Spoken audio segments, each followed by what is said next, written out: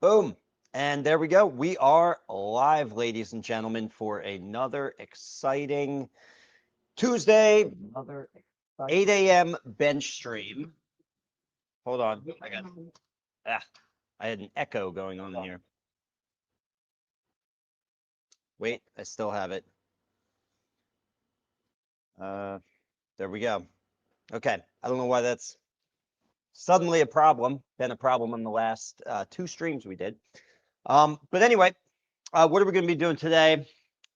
Over on the bench, I have guitar number 116, the guitar that will never leave my shop, no matter how hard I try. It just seems there's always more that has to be done to this guitar. Whether it's me screwing something up and having to cycle back through it, or just not being able to get to the guitar because of all the busyness, the other work that I have going on here. So anyway, we're going to make a very serious, earnest effort to get this guitar done. Well, it's not going to be done on this stream, but uh, today or the next day, I think it will certainly be done. It has to be done because it is going to a show. There's a guitar show, the Lehigh Valley Guitar Show on Saturday, August 1st. So this weekend. And I'll be there. So if you're in the area, this one is actually right down the road from me, which never happens. I usually have to travel for these shows. So that's pretty cool. It's going to be in Leesport, which is right between Robesonia and where my old shop was in Burnville. So anyway, come check that out. I believe it starts at 11 a.m., but you can look that up, Lehigh Valley Guitar Show. Okay. And maybe it's not too late if you guys want to get a booth there and be a vendor as well. You could probably give them a call and still, from my experience with these shows, they always say like whatever, we're running out of tables or whatnot, but that's never true. You can always get more tables last minute. So yeah, if you guys want to come out, show your wares, your guitars, that'd be really cool. Tom Casty's in the chat. Tom Casty writes, "Good morning, Eric. Video and sound is good." Yes, he's anticipating my usual question, line of questioning, which is, hey, is this working? Is the video good? Is the sound good? So I appreciate that, Tom. Hey, Tom, actually, I want to tell you something.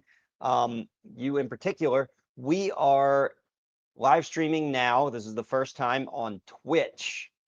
And I know that probably you are probably the only member of this audience that is actually on Twitch. Twitch, if you don't know, is a big, it's a specifically a live streaming platform. It's not like another YouTube where they do videos, like pre-recorded videos. It's just live streaming, and it's largely, as far as I can tell, it's largely for like gamers and people like that. But also a lot of musicians use it, like Tom's nephew, Tommy Anello, use it to live stream their shows and things like that. Okay.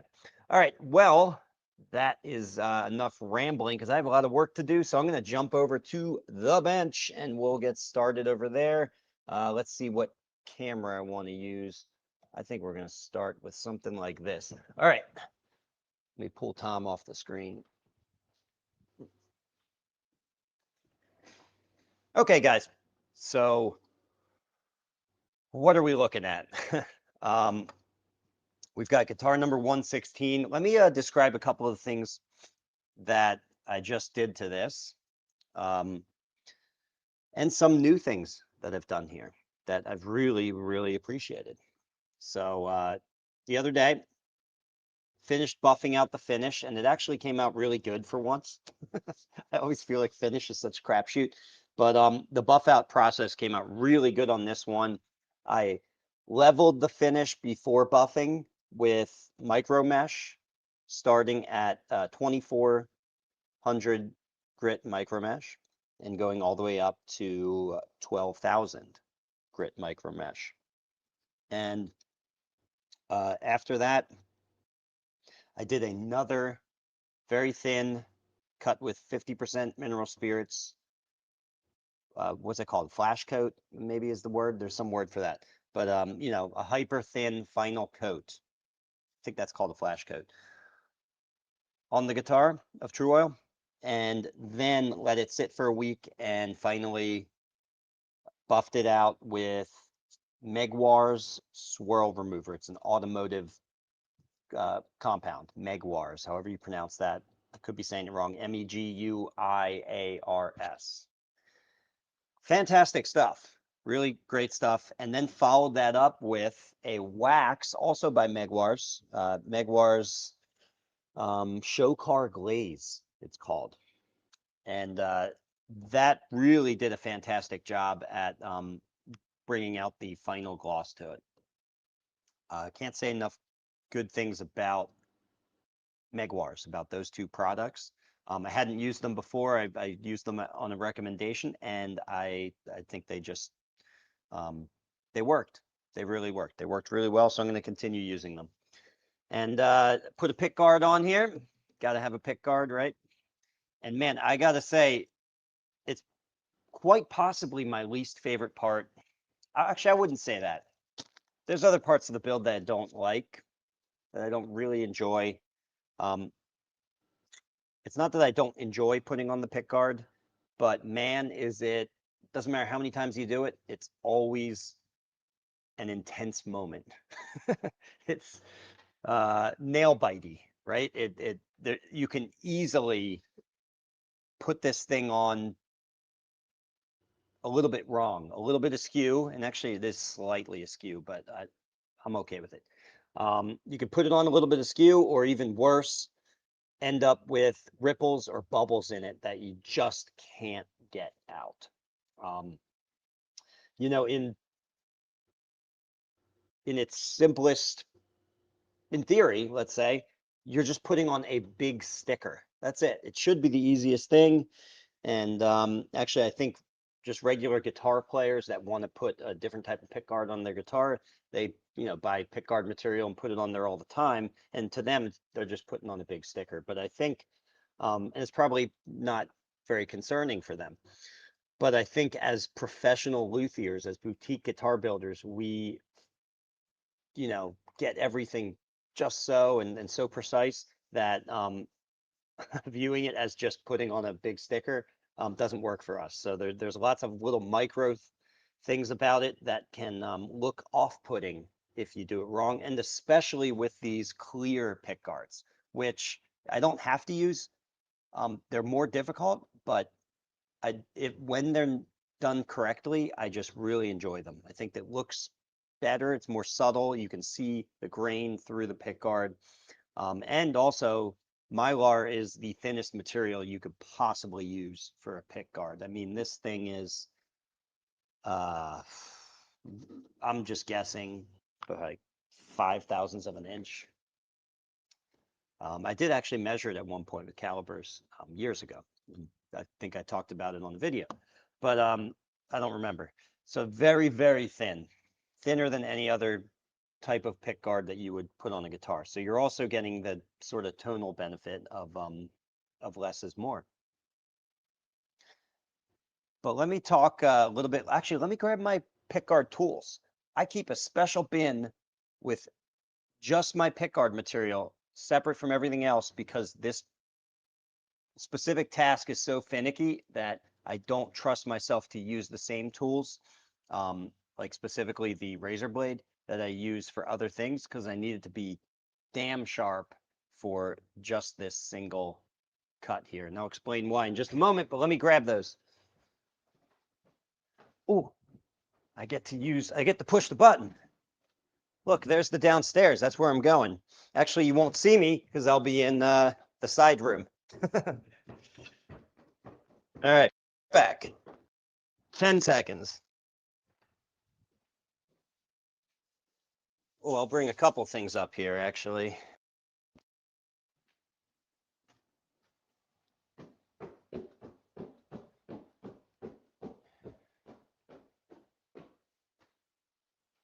All right. So I brought the micro mesh up too, actually. Oh, let's bring the camera back. Wrong camera. Let's go overhead for now.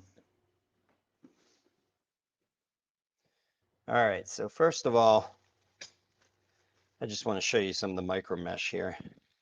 It's funny, I got a comment on my YouTube videos recently about it was a worded as a piece of advice, which sure, I guess it is a piece of advice, but it was not to assemble tools or handle tools as I do over top of your guitar, which I do that all the time because I make these live stream videos. So kind of have to do that. Anyway, I just thought that was funny.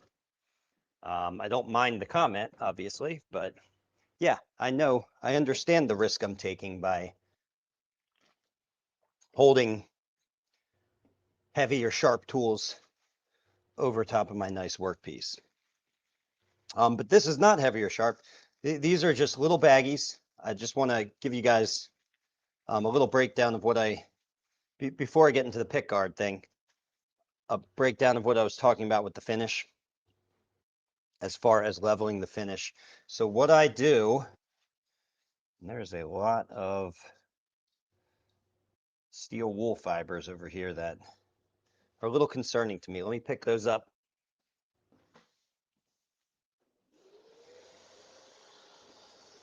Can't have that. Not at this stage. No, sir. No, thank you.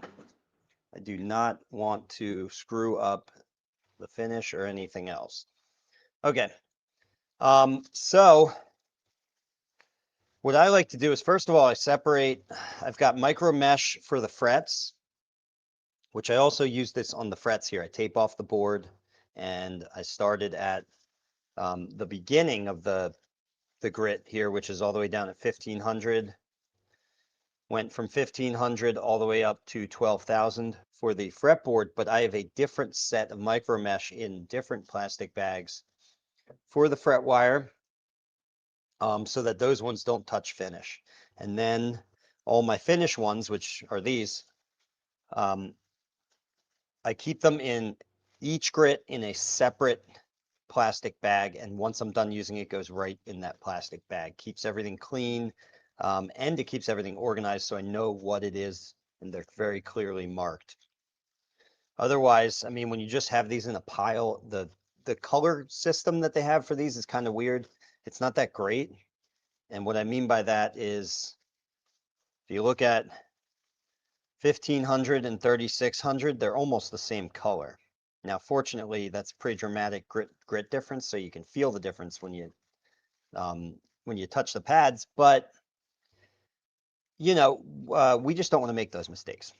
So this is a nice way to keep everything clean. And then you'll notice there are these smaller shaped pads in here. So these are the ones that you buy. You can get them from Stu Mac. And also, I think these originally come from Nail, you know, where women go to get their nails did, from a nail salon. So if you look online at suppliers for nail salons, I think you can find these micro mesh. I don't know if you can get them in these 2-inch by 2-inch square pads though, which I do like that shape. Let's see. So I just got a bunch of these. I did get them from Stu Mac, and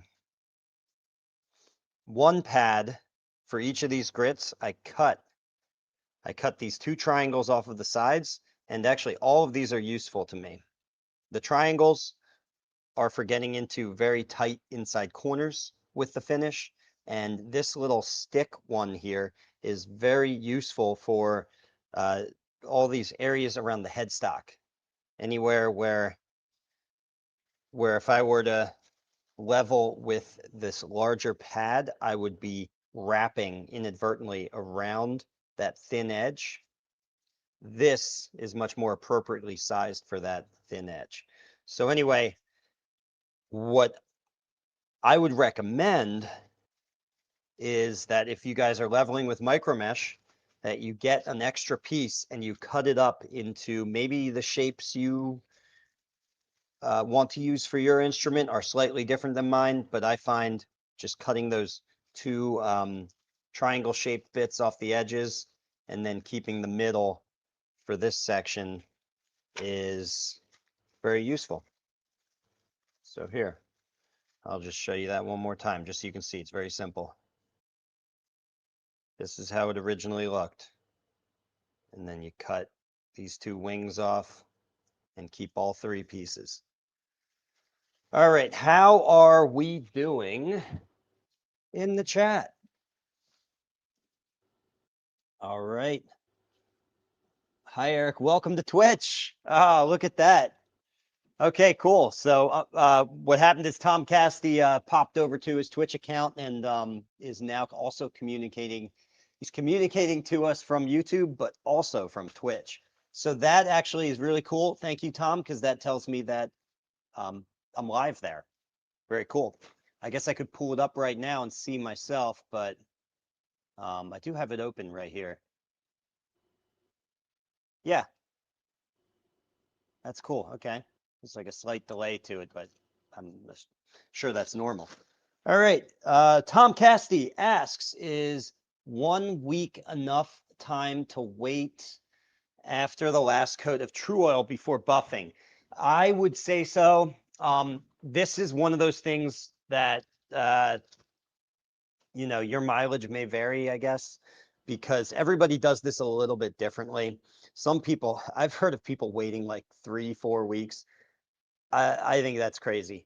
I mean, it's not crazy. It's fine. It doesn't hurt. You could wait 2 years and that would be fine. But at some point, it just doesn't matter anymore, right? That's really the spirit of your question. I find that a week is totally fine. I used to do 2 weeks for the longest time, and my impatience eventually drove me to just like, okay, let's try 1 week. Now, with that said, I have a very, very well controlled very well controlled humidity in my shop. Okay. It is, at least now it is. It used to be pretty bad, but I control it very well. So it really never goes above like 45. Never. So it never gets super wet in here. It can get a little bit dry, but not super wet. And it's that high humidity that really slows down the cure time. And so if you're hanging up your guitar, let's just say like in your garage or your basement, basements are notoriously wet.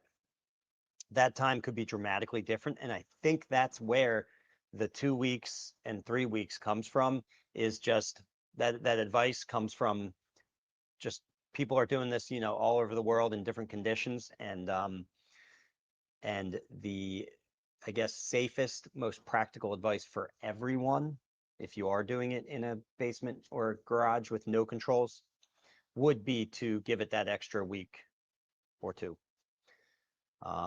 But yeah, if you're feeling kind of daring and you think your humidity is under control, try 1 week, and I think you will find that it works just fine.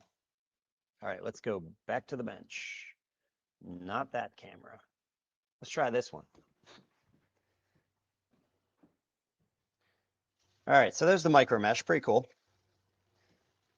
Oh, I should show, well, I can't show you guys, I don't have a camera for it, but I should show you guys the finishing room. At least I'll tell you about it. The reason I went downstairs to go get this stuff is because I just built a finishing room. Actually, I did show you this in the last stream. Not in the stream, but in the final edited video. I took a picture of it and put it in there. So I just built a finishing room so that now I don't have guitars. And this is kind of how my old shop was. So that's where I got the inspiration. Now, when I get to the finishing stage, I can take the guitars to a completely different place and just take my time working them through all the coats and the leveling and the buffing and everything without completely shutting down everything else I'm doing in the shop. Huge advantage having just a separate place for finishing, because finishing just, it takes over and it lasts forever. It never ends. Okay. So in this lovely tub here, this is specifically my pickguard box. And so I have all these pieces of Mylar in here. This is what the material looks like.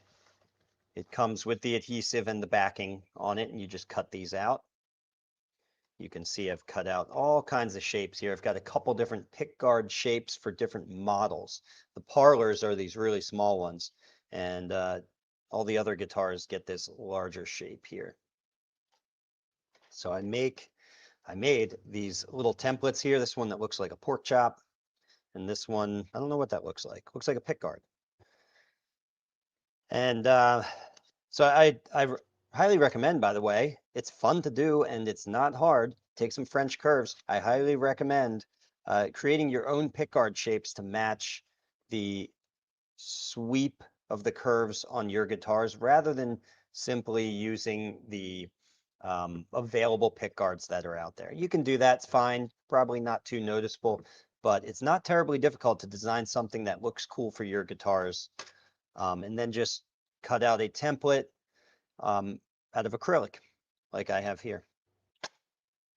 Okay, now the key to this, to getting this damn sticker on there without ripples and bubbles and lint in the edges. That's the other thing I didn't mention before. There's the ripples and the bubbles that make this difficult, but also the very edges of the pickguard.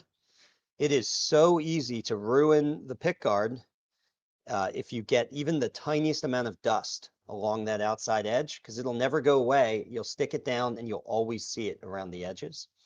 In fact, if I get dust underneath the backing on these, if I happen to accidentally get a little bit of lint or dust from sanding or just dust that's floating in the shop, if I get a little bit of that on the pickguard, I throw out that pickguard and I just cut out a whole new one. It's not salvageable at that point. You can never get that crap off of the edge. Okay, very important. All right, so what I got in here is a surgeon's scalpel with a whole bunch of blades, and every single pickguard gets a brand spanking new, fresh surgeon scalpel blade. Okay, I'm not messing around here. Not just using a regular number 11 razor blade. I'm using these disposable scalpel blades and one for each pickguard because, again, it's just that important.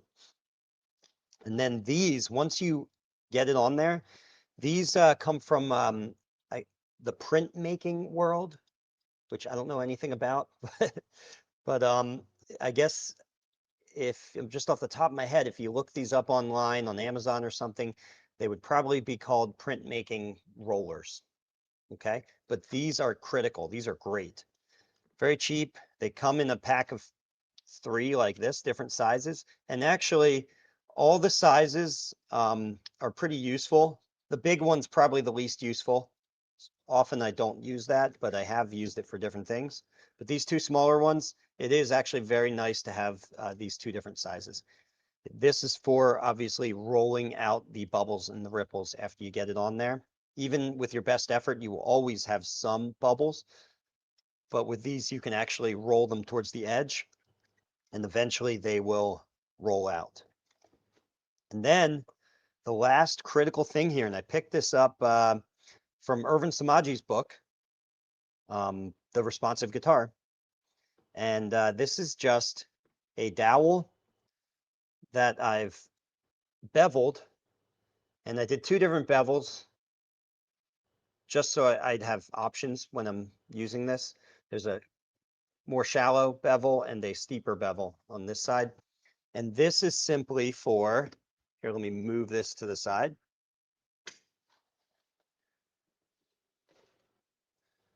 We'll slide this guitar forward so you can see a little bit of can't really even see the pickguard.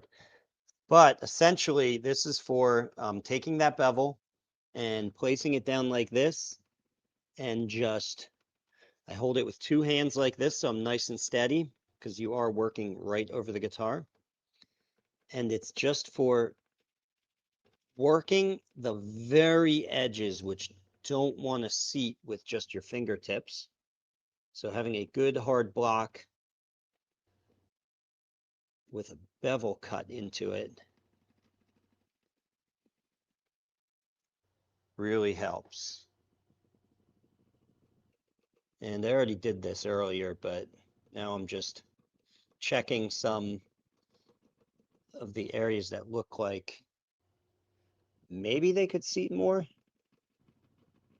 But honestly, I think that's as seated as it's going to be. So anyway, even with all of that fussing, all of these, this preparation, these extra tools, all that care, it still manages to not be perfect. Such is life. Man, you guys tell me in the chat, just curious, if you guys enjoy the last couple stages of a guitar build. So that would be like everything through prepping for finish, finishing, and then all the little micro things that come after finish, which in my case are, right now I'm nut slotting and I'm going to intonate the saddle, putting the pickguard on. I am putting pickups in this actually, so that will be cool. I'm going to be putting pickups in, which I do kind of enjoy that. Strangely enough, I enjoy that process. But anyway, do you guys enjoy um, the end of the guitar build? Do you like it more than the middle or the beginning stage, or do you dread it as I do? I'd be interested to hear. All right. I'm gonna keep on doing what I was doing now before we started streaming, and I will explain what I'm doing as we're going here. So I was in the middle of putting these tuners on before the stream started. So that's where we're leaving off. These are Steinberger gearless tuners. They are a different conception of a tuner entirely. So rather than passing the string through a hole in the post, tying it, and then rotating the post and having the string wrap around that post in order to tighten it and give it tension. This is a completely different type of tuner where it still has the hole in the post. You pass the string through the hole, you tighten down the string lock, that's this part on the top. And then you, in order to tune it, the tuning knob is actually in the back of the headstock. You turn this and the post will actually dive straight down into the body of the tuner. So I'll bring that up here so you can kind of see that. So the post actually dives down into, that cavity there and brings the string with it, and that's what gives it tension. And the only downside to that, there's pros and cons to everything, is that with a standard tuner, when you wrap it around the post, you can continue to wrap it around the post indefinitely. Obviously, the string will break eventually, but you never run out of range. It can keep rotating. That tuner can rotate forever. Whereas with this, there's actually a range to how far it goes before it bottoms out inside the tuner cavity. And so it's something you just get used to, though. It's very easy. You just have to, when you install strings, you make sure that the post is all the way up. Then you lock the string in, and that'll give you enough range to get to tension before you bottom out in the tuner cavity. All right, so I like to take these things apart completely as I'm installing them. And that's just so I can tap this in into place with a little hammer, you'll notice there's these little drilled holes at the edges of the tuner holes, and those are for a little pin that is on the bottom side of the tuner. I don't know if you can see that little pin, right? And that is for simply for orienting the tuner straight so that the string goes straight into the hole. Okay, place that in there, give it a little tap, tap, taparoo.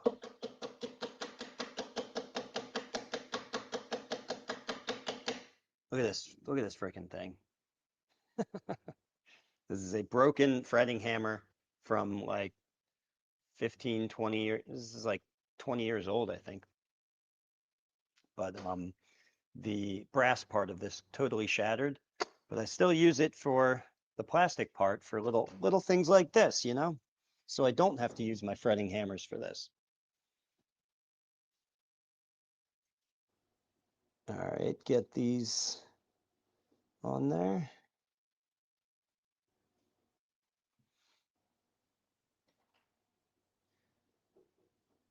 Tighten down the nut. These are a little bit of extra work. Putting on a regular pair of Goto tuners is a lot easier. I guess I didn't talk about the benefit though of these tuners. So they have the equivalent of a 40-to-1 gear ratio, apparently. Now I say the equivalent because technically they don't have a gear ratio because they are gearless. They do not have gears. They're not rotating. Again, they're diving straight down. But just to give you some scale for that, a typical geared tuner would be like 14 or 16-to-1. A good geared tuner would be 18-to-1, or even the best I've seen is 21-to-1. Now, again, these are an equivalent of 40-to-1. So really a whole different ballpark of tuning precision. And that's why I like them.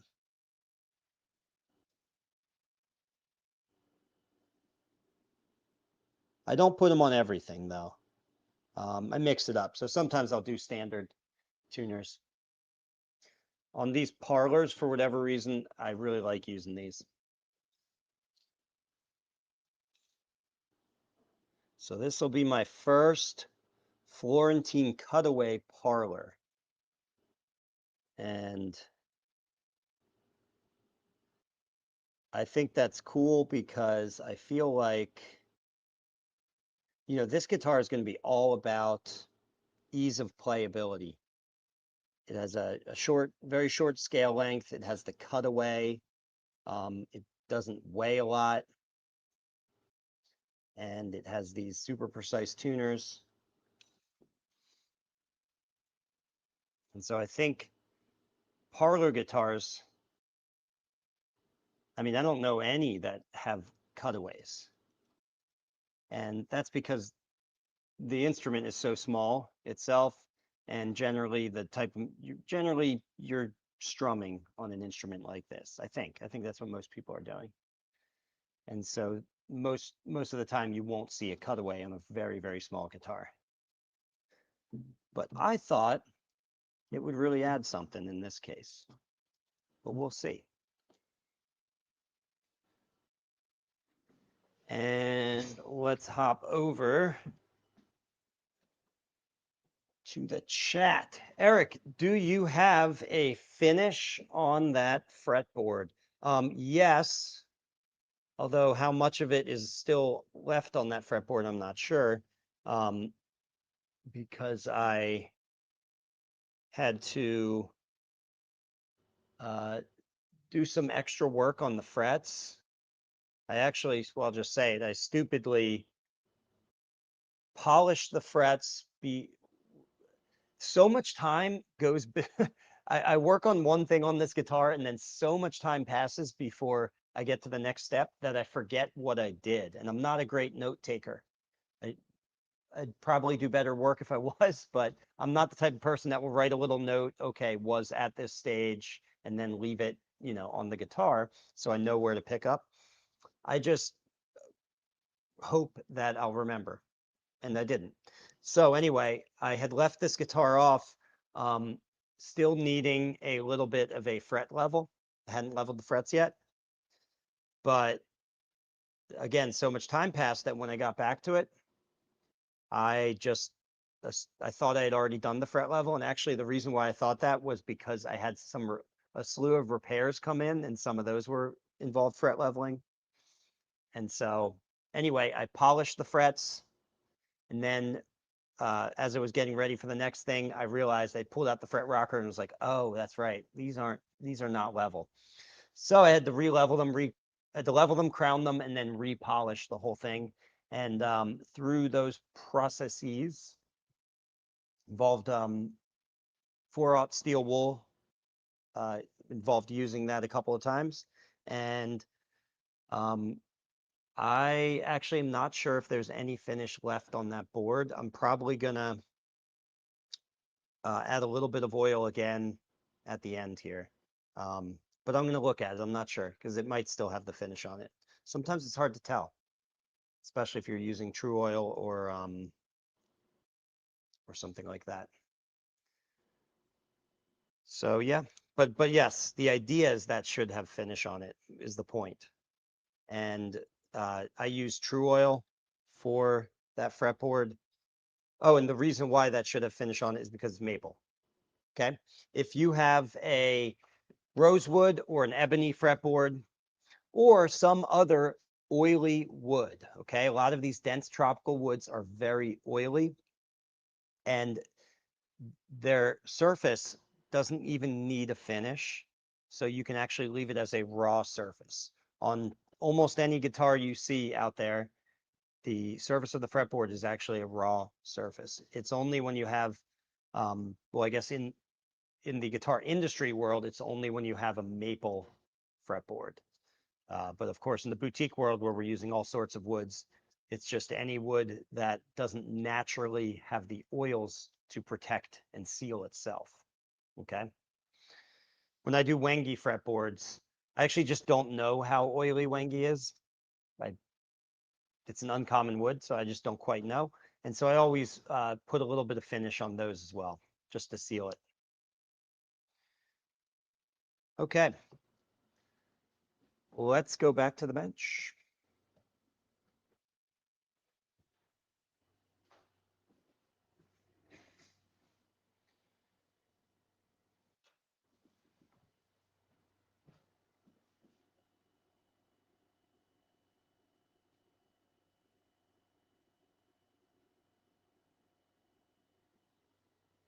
Yeah, let's do this view so I can talk to you guys.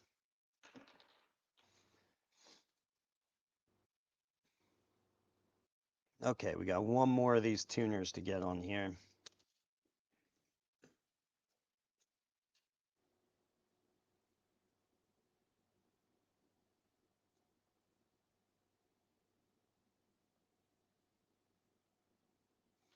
You know what? Nobody answered my question. What was my question? It was, um, what do you guys, what was my question? My question was, do you guys enjoy the final stages of a guitar build, meaning finishing and all of the other little micro stuff? Because I'll just give it away right now, my end of things, which is that, um, well, actually, I do enjoy it. There's an aspect of enjoyment to it, which is actually what develops the impatience. But um, I find that I become too impatient at the end.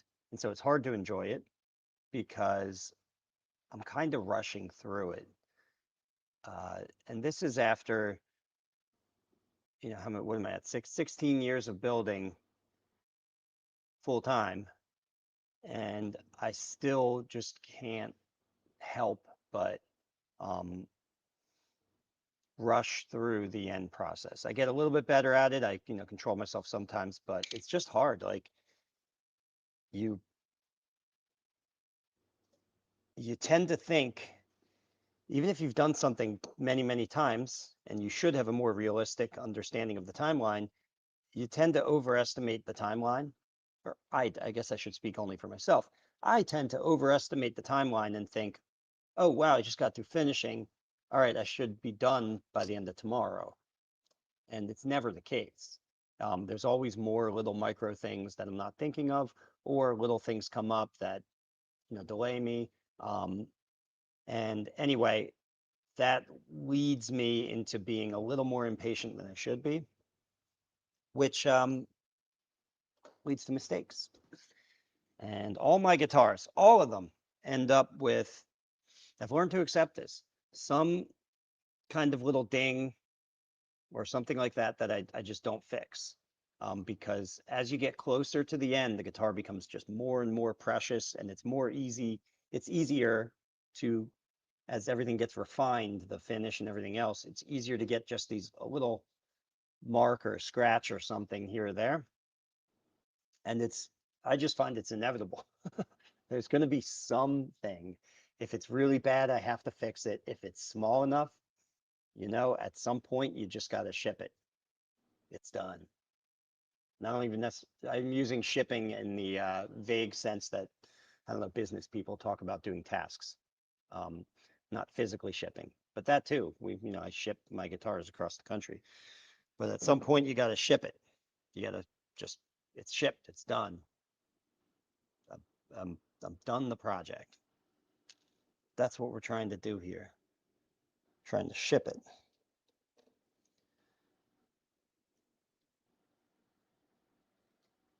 Oop, forgot to tap this one in. Slide that back. Give that a little tap. My broken hammer.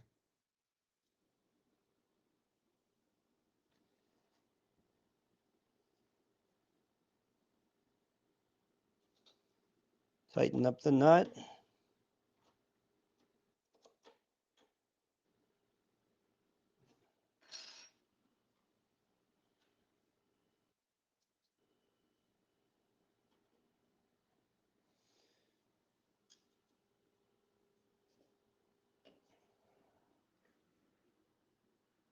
Where did my Allen key go? So these tuners, I got to find that Allen key. These tuners have these little tiny set screws.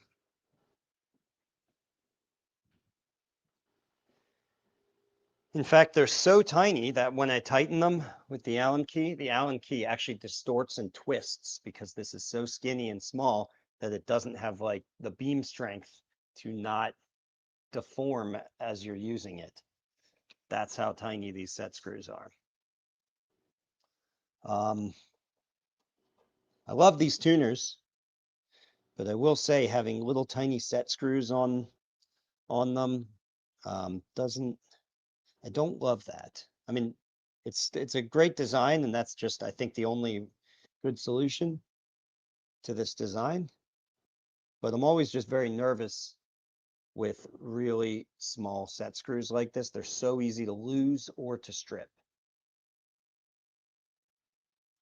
So when I tighten these, I tighten I tighten one a little bit, then go back to the other, tighten that just a hair, then go back to the other. Okay, so I don't just drive one all the way home and then go to the other. I kind of ease them both into place, so they kind of meet in the middle.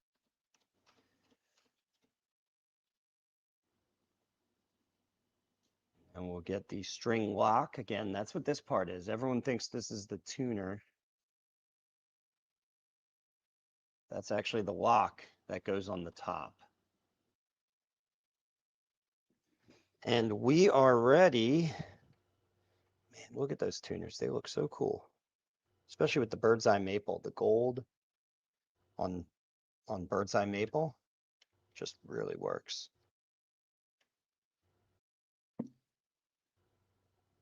All right, we're going to put some strings on this thing. How about that, guys? There's a big spider web I just pulled out of there. I've talked about that in other videos, how at one point, at least, maybe still, There were all these spider webs in here. Again, because this sat on the shelf for so long. So, strings, I had a pack right here. So we're going to use these D'Addario strings. I'm overemphasizing D'Addario because I continue to get comments on how I pronounce D'Addario, which is not correct, and that's fine. I accept that that's not correct. But my God, people, can you just let me not be correct? It's not a big deal. I get it. I understand it's actually pronounced D'Addario. I will try and do better.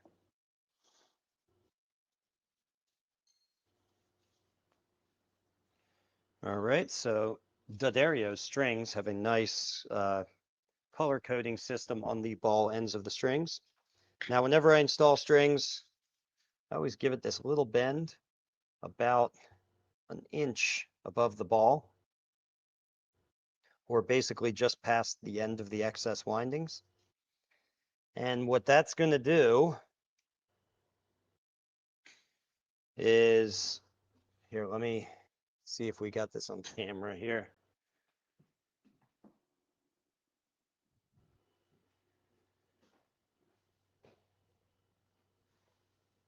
All right, what that's going to do, it puts this little kink or bend in the string right where it's naturally going to bend, right where it exits the pinhole and turns towards the saddle. So it's naturally going to create this bend over time. So you might as well just give it that sharp bend right now, and that's going to dramatically help with your string stretch. Rather than if you just stick the strings in there, over time it's going to create that bend and settle in, and that means you're going to be tuning and retuning and tuning and retuning, and it's going to be super annoying.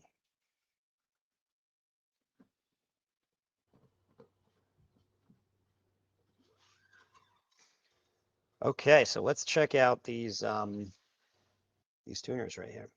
I'll show you how these work. So like I mentioned before, I'm going to bring the tuner post all the way up to the top of its range. And then we can pass the full uncut string through the hole.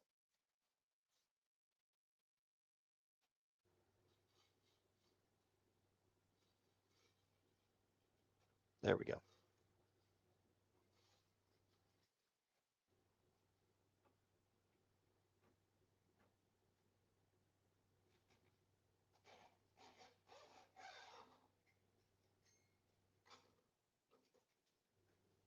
And then I will take the string and I'll just brace myself off the top of the headstock here. It's the easiest way to do that.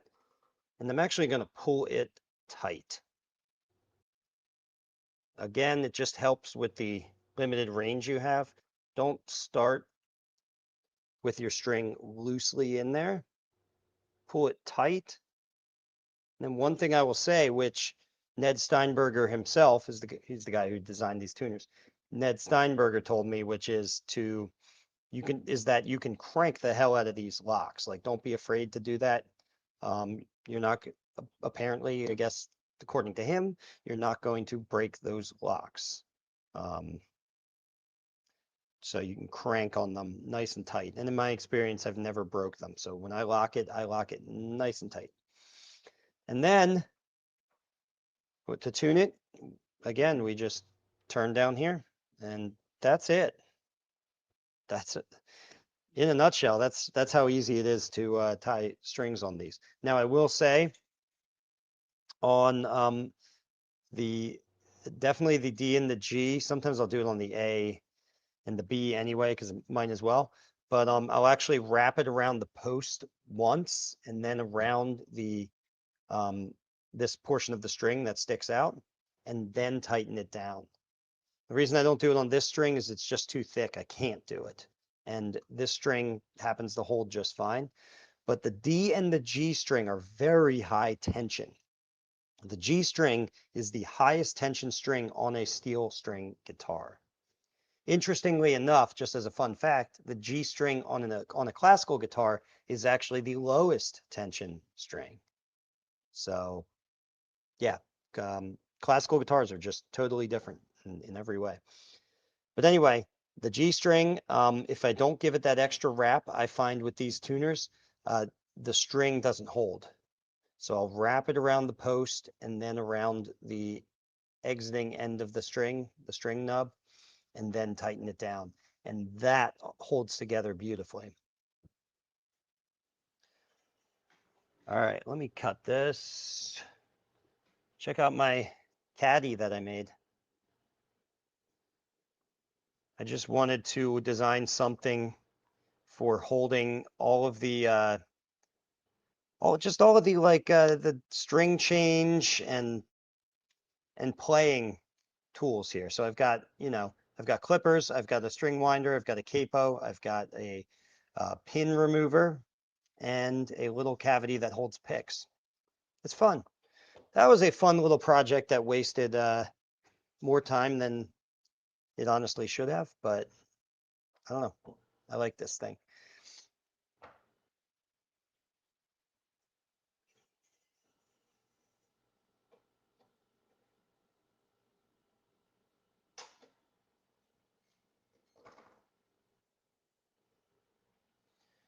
Okay.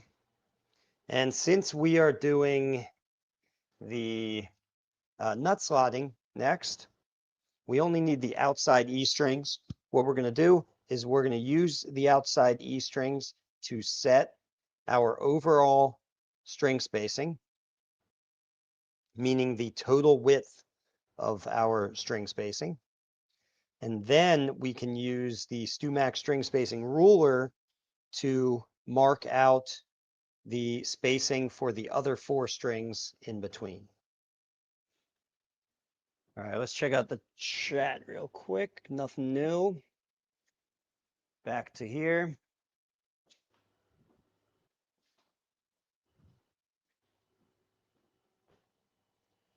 All right, and we got 12 people watching. That's not bad. We need more. Go tell your friends. No, don't do that. Your friends will be pissed. They're not into this stuff. They don't like guitar making. Maybe they would if you bugged them about it enough. All right, so here's the E string.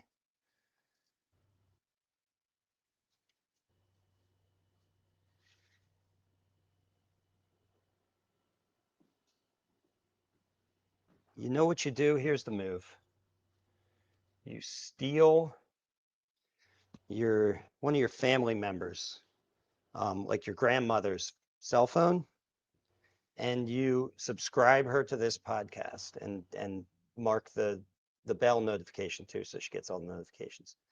And then see her in a month, and see if she's into guitar making. Then she might be. She'll have no idea why. She won't know that you secretly subscribed her to this podcast, but it'd be a fun little experiment for grandma.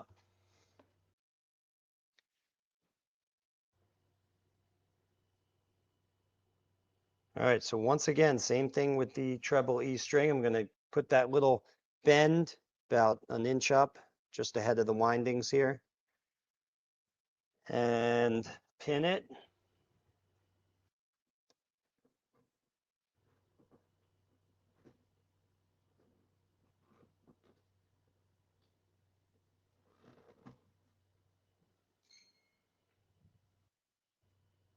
So these pins are actually buffalo horn, which is kind of cool, as in water buffalo.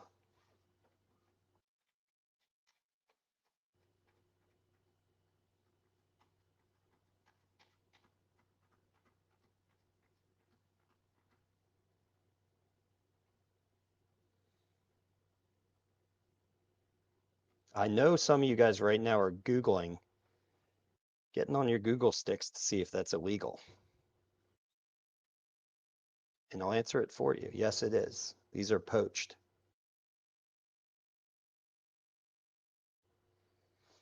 I actually traveled to Africa myself and killed those water buffalo. So we're going to pull this tight.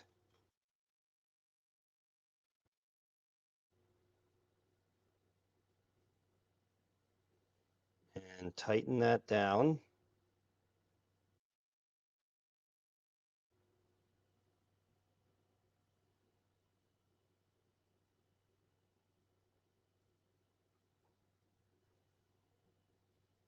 And here I'll show you what I was talking about. It's not super necessary with the E string because it's not as high tension as the G and the D. But with the extra piece here, I can take this, wrap it around, go under the string, and then back over top like this, okay? And that just gives a little bit of an actual friction lock to it.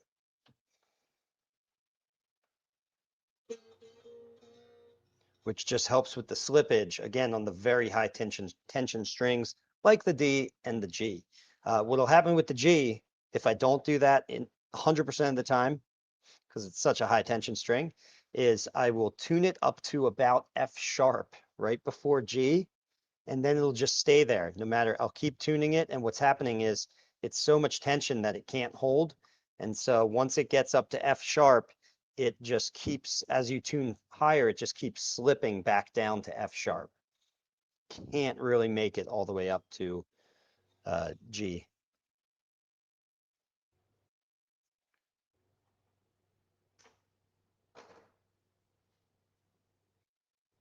By the way, I did not poach these buffalo. Jokes, people. Jokes.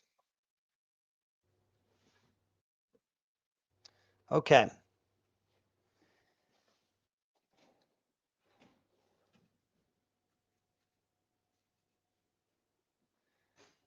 StuMax string spacing ruler. Well, actually, first, before we use this, let's set our overall string spacing. So a couple tools here. This, I always call this a rhombic file. I've seen it called a feather file. But essentially it's this tapered file. Some people sell this. I've seen this at guitar shows, the kind of guitar shows like the Woodstock show, where you'd have some lutherie suppliers show up too. And they were selling these specifically as nut slotting starter notch files. I don't know if they called them exactly that, but essentially they were selling them just for this exact task. And you know what? They work so good with this that I actually really appreciate them for this job. You can even use these to cut all your nut slots if you are good at rolling the file to get a close approximation of the diameter of your strings. It's not terribly hard to do, but hey, if you have the the gauged files that most of us do have, either from StuMac or I have these Japanese files from Uo Chikyu, however you pronounce that. I'm not Japanese, so I can't pronounce that. Uo Chikyu, and I like those files actually more than the StuMac files, and they're like a third of the price. So I'll show you those in a little bit. But for now, we're going to cut starter notches. So I'm going to take my pencil,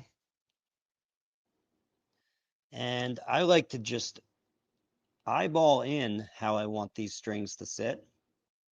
And what I'm looking at, quite simply here, let me pull you guys in a little closer here. What I'm looking at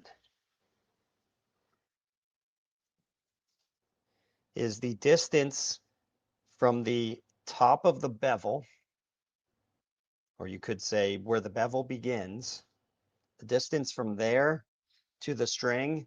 A standard that a lot of people go for is 3/32. But again, I just eyeball that in. I'm not sure if I end up at that 3/32 or a little bit larger. But here's the deal. If you're too close to these, we've all had this, right? Where you play a guitar and it kind of pops off the bevel and makes that awful out of tune squealing sound. Nobody wants that. So you definitely want to be safely away from the edge of the bevels. And for anything like me starting out, for years, I remember I always underestimated how far you need to be from the bevels, and I would always end up having to redo it because I would get that problem. I would have them slipping off. So it's often further away from the bevels than you think for it to be comfortable.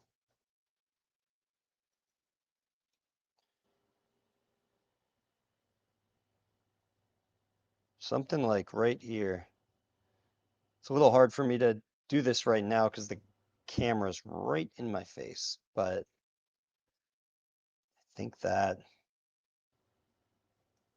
is it. My pencil tip broke. Come on. So then I just mark it. Looking at it again, make sure that looks good. Yep, I'd say so. And then move the other one. Sometimes it helps to see them both at the same time.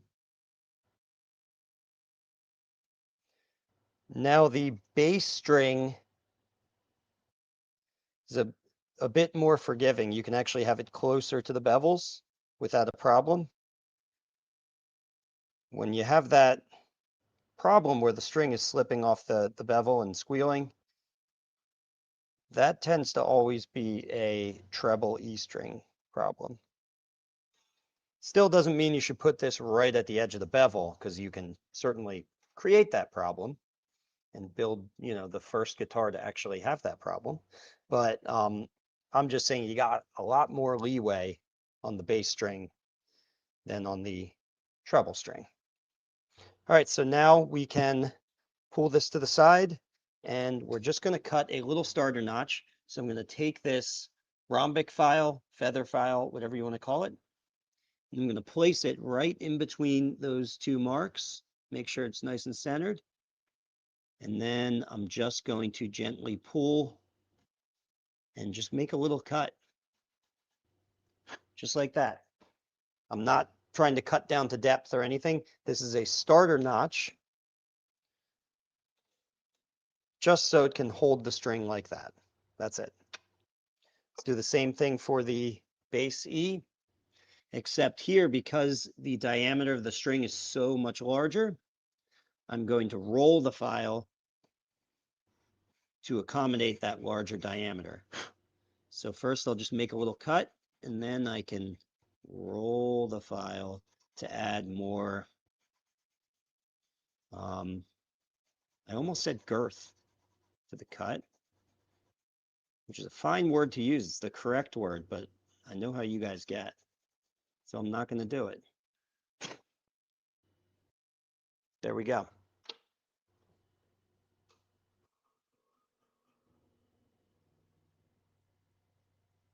Beautiful.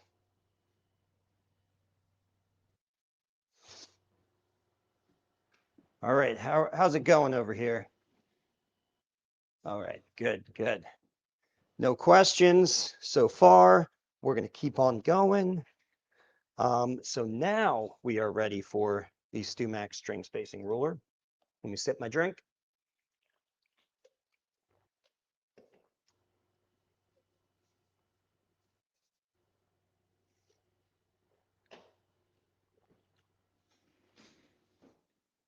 Okay, so the way this ruler works, it's really not a proper ruler. It actually has no units of measurement on it. All it has is a bunch of marks that get progressively closer together from one end to the other. Very simple idea. And the reason for this is such. Let me explain. The reason is, you might think, okay, we have our two strings. Well, why not just measure out 5 equal spaces for the other strings and just put those strings right on those marks. You'd be correct. You would get yourself, equally spaced centers of the strings all the way across. However, you would notice when you play it that the strings would feel more crowded on the bass end than on the treble side. And that's simply because these bass strings are wider. They take up more space.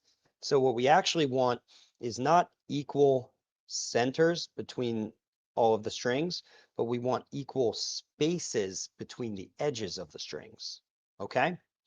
So having a bunch of marks that are progressively in a very, subtle way, progressively tighter together, all you have to do is move this around until you find the marks that line up with our outside strings.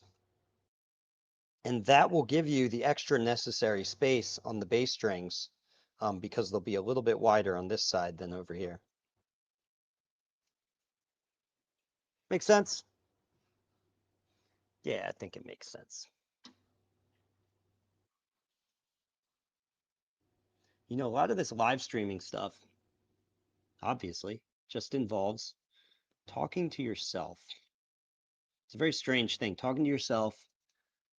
I think normally in the past, before live streaming, if you were talking to yourself and other people were watching or noticing, that would be embarrassing. But somehow this is not embarrassing. 1, 2, 3, 4, 5, 6. There we go. A little tighter. So you can see I'm trying to find which of these marks line up. And I know I'm blocking the camera with my head a little bit right now. Actually, I'm going to switch camera to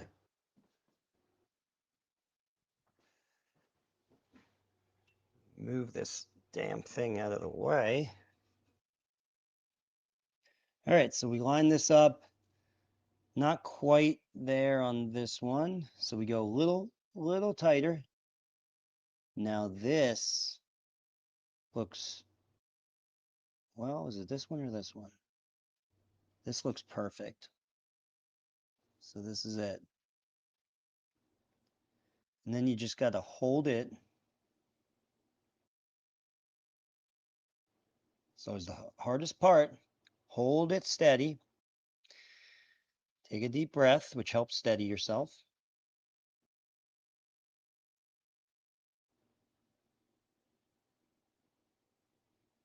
And then a small mark. Here's a slogan for you to remember. A small mark is an accurate mark. You might be tempted, especially if you struggle with your vision, to do this sort of thing when you mark your center lines and your nut slots and whatever. But I mean, it should be an obvious thing, but I think it's just easily forgotten. But you lose so much of your accuracy when you fatten up the mark like that. I literally just dot it. And then if I need to see it better after I pulled the ruler away and it's a little easier to focus and steady my hand, I can add to the mark just slightly if I need to see it at that point. But these marks right now, they're just little pricks and I can see them enough. So I'm not going to mark them any further because I just need to see them enough to be able to make this cut. A small mark is an accurate mark.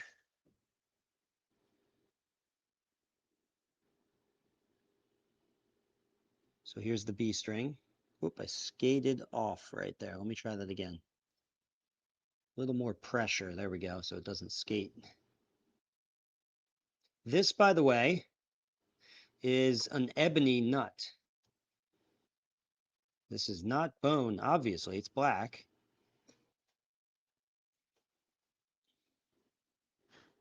I usually do bone nuts. But for this one, here, I'll switch to the top camera. I know that ebony nuts work. I've done them several times before. Where is my, there we go. I know that these work and they work well.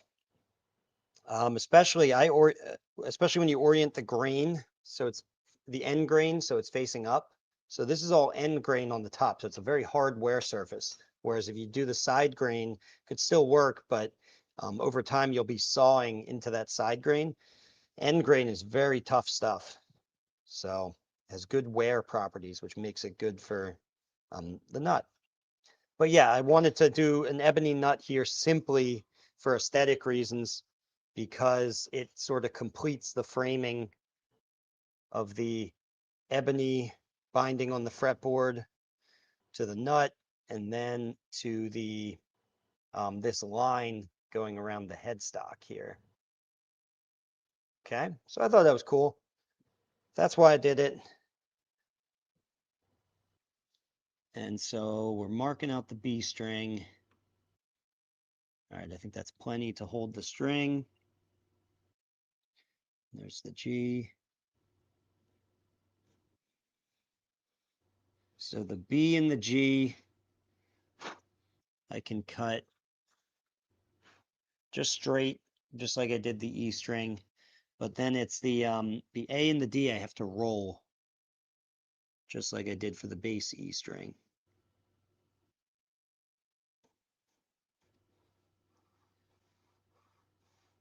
But before I roll, let me just accurately get my marks. And then I'm going to step back and just kind of look at it for a second. Okay, what do you guys think? Looks pretty good. If anything, actually the B string looks really close to the E. Let me check that out. What's nice is these aren't deep yet, so it behooves you to just like, it doesn't matter if you mark these off because they're so shallow, and this is all going to get sort of worked down. So it makes sense to just check.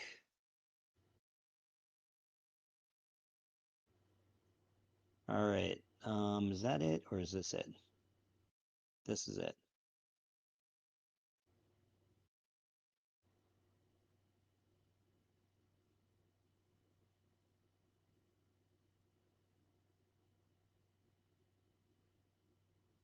Huh. How did I get those so far off? Oh, it is just, okay, it's just the B string. I marked the B string way off. Remember what I said about small mark being an accurate mark? It's still true. But I can see I mistook, because it was such a small mark, I mistook it for something else. So I just completely cut on the wrong thing there. But again, it's just a starter notch, so it doesn't matter. I'll just now make the real cut right next to it. But what's good is it was obvious enough. I could just by stepping back and looking at it, which I do frequently with everything, call it the eyeball test. Step back and look at it, you can pick out the mistake. So there we go. We got two B string marks. I know that the one on this side here, I'll even mark it. That's the real B string. All right, let's get those other strings on there. By the way, if you guys have any questions, not even about what we're doing specifically, but just about guitar making in general, I like to keep this thing fun and open-ended. We can go in any direction that you guys want to go in. If you want to talk about, I don't know, finishing or uh, build philosophy kind of stuff, design stuff, or something guitar related, we'll go there. Okay.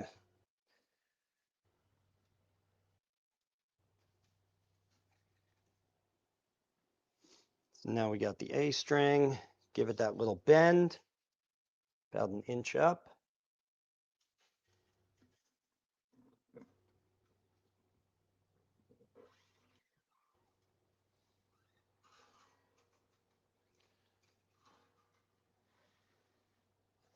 There we go.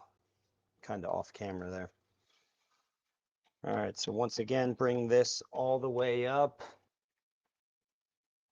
All right, tying strings is kind of boring though. Give me something to talk about, guys. Give me a good guitar maker question.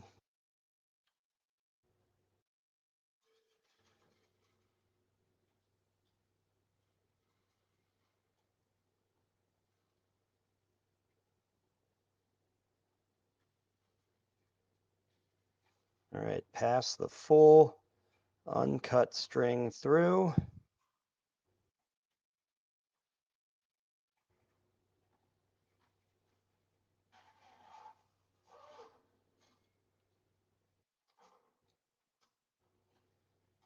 Okay, and then like I said before, you want to tighten this. Like you want good tension on the string when you tighten this down, and that just gives you full range of tuning adjustment.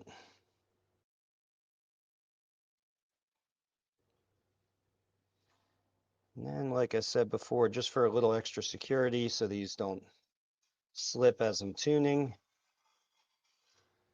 I'll wrap that around the post and then around that main portion of the string. This is not a normal method of tying these, but I have found I don't think these were really designed for acoustic guitar strings. And just doing this little wrap and bend here makes them work with the acoustic strings. It's just that, you know, these strings are a little higher tension. They're also a little thicker, larger diameter than electric guitar strings. And so the cavity in there is only a certain size, and so some of the wider strings get kind of bunched up in there.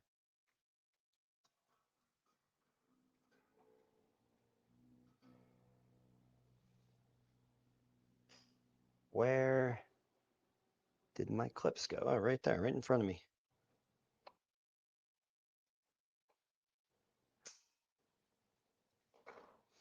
All right, let's see if you guys. Eric, you are not talking to yourself. You are talking to me. Okay, good. Well, that's good to know. And oh, and apparently 19 other people. That's pretty good. 19 is a good number. We could always do more. More people want to join in. Again, steal your grandmother's phone and subscribe her to DIY guitar making. Don't tell her. Just do it.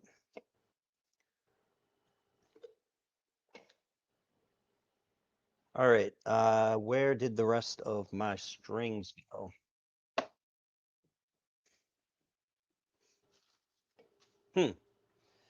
Right here. You know, I try to make this podcast show, whatever you want to call it, live stream, so that you guys aren't just watching me run around my shop and look for misplaced tools all the time. Because honestly, if you were just a fly on the wall in here, that is what you would be watching. 90% of the time is me just looking for tools. But you know, before these start, I do make an effort to actually kind of have some things ready, so we're not doing that. But as you can see, you know, this line of work is not really made. I'm on the wrong camera. That's the one I wanted. Things like guitar making and woodworking don't really jibe with live streaming very well. That's why there's not a lot of people doing it. I was looking it up on Twitch. Twitch. I don't know why I always want to say it like that. Twitch. I was looking up on Twitch, and there was almost no one doing. Obviously, wasn't really anyone doing guitar making, but almost no one even doing woodworking on Twitch. And again, Twitch is specifically a live streaming only platform, whereas YouTube, you have live streams, but it's more of a you know, edited, produced video platform. And of course, there's a lot of woodworking content and guitar making content on YouTube, which is great.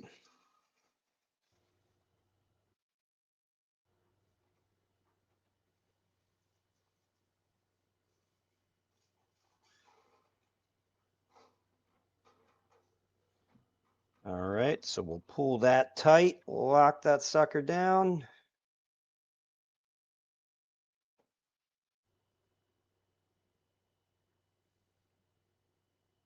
Nice and tight. That's what Ned Steinberger told me. He said, because I called him specifically about using these for acoustic guitars, because I know that they were made for electrics, these Steinberger tuners. And he said, I don't know, maybe he just wanted me to keep using these so that he could, sell more of them or something. But he did say they should work fine for acoustics, and just not to be afraid to tighten the hell out of these if they're slipping. You're not going to damage these locks by really cranking on them. Okay. G string right here. And so, we got Taylor writes, thanks for streaming. Yeah, thanks for joining, buddy. Welcome. And so like I said, I have this show coming up, guitar show. It's not like one of these high-end, like a Woodstock show or artisan guitar show or something like that. It's more like a one of these retail shows, trade shows. One of those shows where they encourage people to bring used guitars to attempt to trade with vendors and stuff. So a much, what's the word? I don't want to say a mean word. Lower brow crowd, right? And don't get me wrong, that's me. Like I'm a very lowbrow kind of guy, but it's not a high-end boutique guitar show, right? You guys know what I'm talking about. It's not people looking to spend $8,000 on a guitar. It's in a lot of cases, it's people buying a first guitar. So that's why a lot of the vendors there are not even necessarily guitar makers, but local music shops and things like that. So, you might see some vintage Martins there. You usually see a lot of vintage guitars and even some just cheap, Takaminis and things like that. Pull that tight. But anyway, it's called the Lehigh Valley Guitar Show. I actually didn't even know it was happening until 2 days ago. And because it's right down the road for me, I definitely wanted to sign up. And so it's very perfect timing too, because I'm going to have this guitar done, which I'm really excited about this guitar, genuinely. And I'm going to bring 4 or 5 other guitars to the show. And so, hey, if you guys are in the area or if you want to come out, it starts at 11 o'clock. It's one day only, which, man, I got to say, I love these one day only shows. Seems like most shows, whether they're guitar shows or these art or craft type shows, are usually a full weekend. And that turns the whole event into a just a big logistical thing where you're, of course, getting a hotel and, having to worry about food and where you're staying and just, and the security of all your stuff throughout the process as you transport it from place to place. But when you have these one-day shows, you don't have any of that. And it's just fantastic. And I've heard people say at these shows that and you know, the people working at the show, the people who work for the show, I've heard them say that the 1 day shows they find, um, what you tend to have, the psychology of it is that people come in and they know that it's 1 day, so they do all their buying on that first day. Whereas if you have a 2 day show or even a 3 day show, the the first or the second day, people are, just looking, right? And they're thinking, and they're being smart. This is exactly what I would do if I happened to be in the area and knew there was a show, and it's like I would go there, I would check it out. I would not be prepared to buy. I would just be looking, and you know, you're always on guard in any sales type as a consumer in any situation where you know there's salesmen afoot. Um, and you know that we don't like to think of ourselves as salesmen, but technically in that, environment, you naturally are. So anyway, everyone's on guard, and, no one has their wallets out on the first day or the second day. So anyway, if you have a 1 day show, it's just a compressed time frame where people show up knowing that, like, okay, it's now, it's, if I'm interested, I'm interested, and so it's now or never. I'm either going to go for it or I'm not. It's cool. So that's one thing I'm going to look for now. If I'm considering going to a show, um, not that I won't go to a 2 day show, they can be very fun, but, I think there's a real advantage to these shorter single day shows.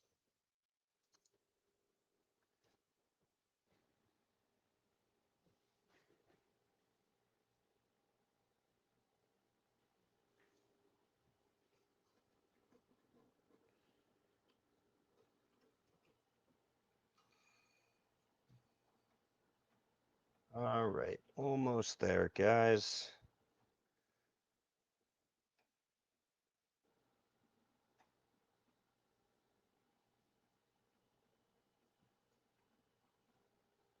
You know what I need to do? I have a monitor in front of me, but it's just a monitor for the cameras. It doesn't show me the stream, so I actually can't see your comments unless I walk over to the computer, which is right over there. That's why I think it would make for a, less interrupted flow to these videos if I could, see your comments pop up right in front of me and we could chat that way. So I'm going to work on that, guys. But for now, it just means every once in a while, I got to take 2 steps over there to check out the computer.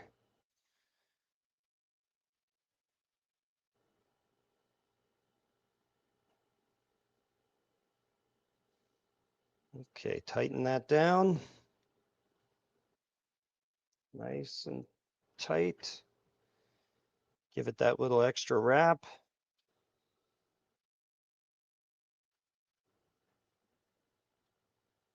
Pull that nice and tight. Clip it off. There you go.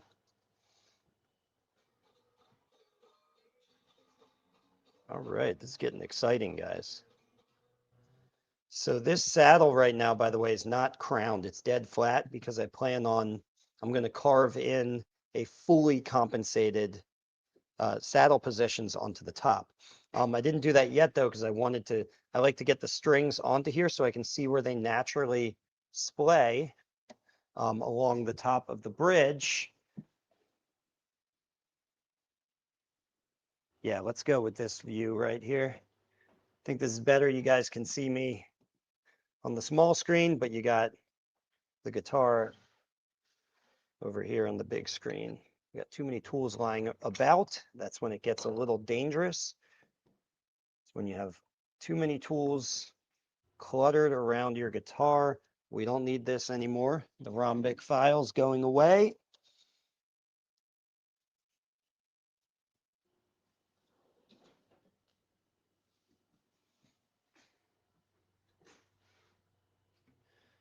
All right. So let me show you the files that I like to use. It's these guys. So like I was saying, or attempting to say, Uo Chikyu, I like these files. They're simple, they're cheap. The only downside is because they're not tapered, they don't have that thickness in the middle. The very small files like the E and the B can fairly easily snap while you're cutting with them. They can just break right in half. I can show you some of the student files that are that are all broken in half. Students are breaking them all the time just because they're not used to it, obviously. You know, when you presented with a new tool, I know to be really careful with these, but they don't necessarily. So they get started and it just snaps because these are like wafer thin. I mean, they're, you know, the gauge is 13 thousandths of an inch for this one. 13 thousandths of an inch.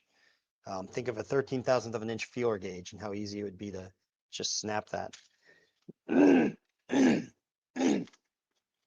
But with this price, doesn't really bother me.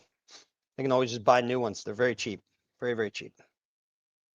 And there's something about, this is a preference thing, so I'm not ragging on the StuMac files. They're fine. I have them. But I like the feel. I don't love the feel of the tapered files. I like these thin files. I just like how they feel when they cut.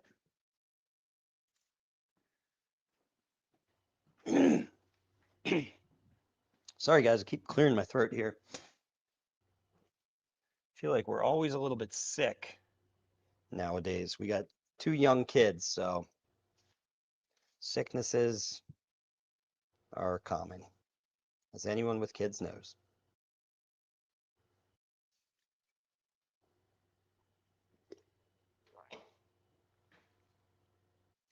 All right, so we're going to start.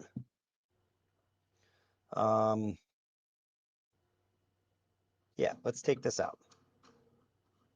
Just making sure we didn't have anything else to do. So now this can come out. We're going to put it in the nut slotting vise. And we're going to make our initial cuts on the nut slotting vise.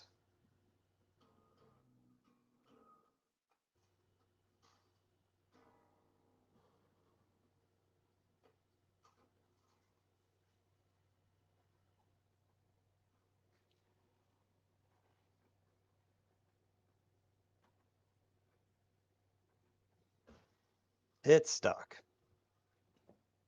All right.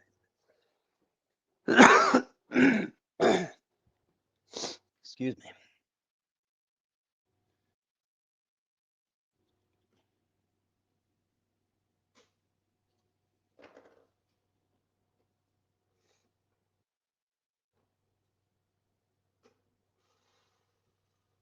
See, that's ebony.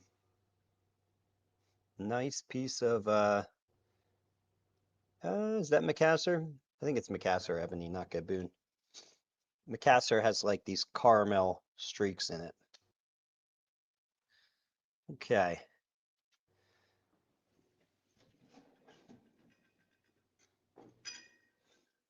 So we're going to be using this. And I want to fix this down to the table. There's lots of ways to do this, but what I'm going to do is pull out this other vise. So we're going to have a vise inside of a vise. Get that away from the guitar. Just like that. And I'm thinking I'm going to move the guitar.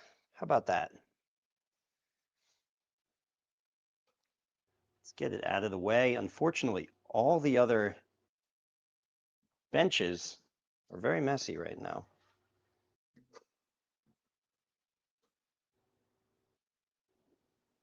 All right, I think that's a safe spot. So essentially what we're going to do, you don't need this vise to do this. You can do all your nut slotting right over the guitar. That's how I used to do it. And in fact, we're only going to use this to get close. And then there'll be a little bit of micro finessing of the last couple strokes. with this installed over top of the guitar. And I'll show you why. When we get to that, you'll see why that's advantageous, why we can get a little more precision that way. But let's first load this up into here. These little jeweler's vices, which the StewMac nut slotting vise, that's what that is, by the way. It's a jeweler's vise. StewMac is basically in the business of renaming tools that already exist. um, so yeah, if you could find a jeweler's vise, you can find pretty much the same thing. So we'll clamp this down.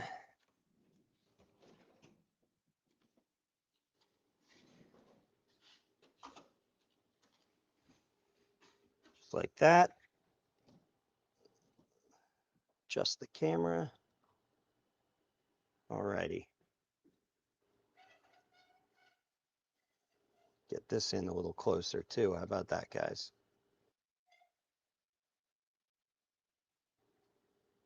There we go.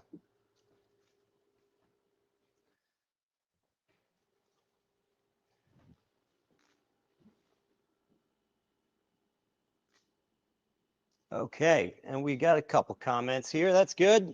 That's fun. Yeah, I agree with the thing about the moderator. Well, we'll get to that. Let's see what these other questions are here. Okay.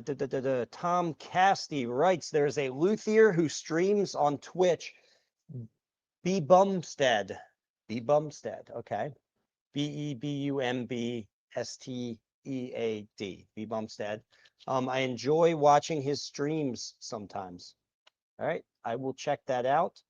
As part of my research, business research that I'm perpetually in for myself. This week I'm going to be watching a lot of in the background, just putting it on while I work, a lot of Twitch streams. Just because I'm joining the platform, and I'm 39 years old. I'm almost 40, and so I'm not really the natural demographic for that platform. So I have to kind of immerse myself in it a little bit, see what these kids are up to. The kids are up to these days. If the weather is nice, I might ride the motorcycle up to the show. There we go, Tom Casti. That would be super cool. We'd love to have you there, man. That would be cool to see you at the show. And I'll shop your tonewood shop to see if you can hand deliver some tonewood to me. Absolutely. I've got a lot of stuff right now. Western red cedar, the Spessart oak, of course, and Tasmanian blackwood looks especially stunning. I'm going to be using some of that Tasmanian blackwood myself on the next one, and Wangi and all the other usual stuff, Port Orford cedar. Anyway, that's cool. Yeah, we can definitely do that if you come out. So yeah, just give me a call, or you know how to reach me, email, whatever, and we'll make it happen, man. We'll meet up. Okay. Oh, here's the other questions. Okay. Can't stick around, but I'm glad I found the channel. We'll be back. Good luck on the guitar. Awesome. Great. Well, thanks for coming out, man.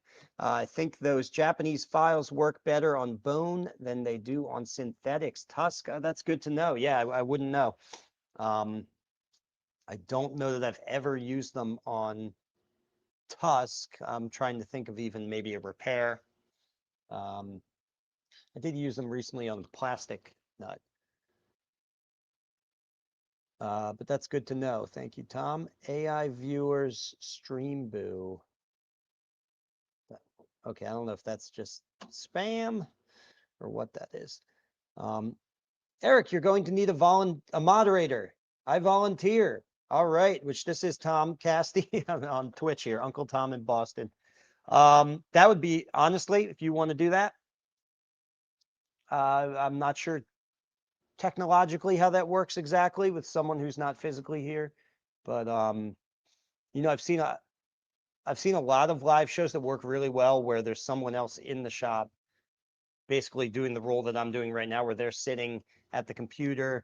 Often for woodworkers, where it's like a husband and wife duo, I find is very common, and one person is just reading the comments while the other person's continuing to tinker and work on whatever they're working on, so they don't have to stop and walk over here like I'm doing. Okay. Tom says, hey, I'm 68 years old and watch the Twitchers all the time. Is that what they call them? Okay, that's good to know. The Twitchers. So what is twitching then? I'm sure that is a verbiage in that world. It is a normal thing for the moderator to not be where the streamer is. Okay. Well, we'll talk about that. I would absolutely welcome that. All right. Let's go slot that nut.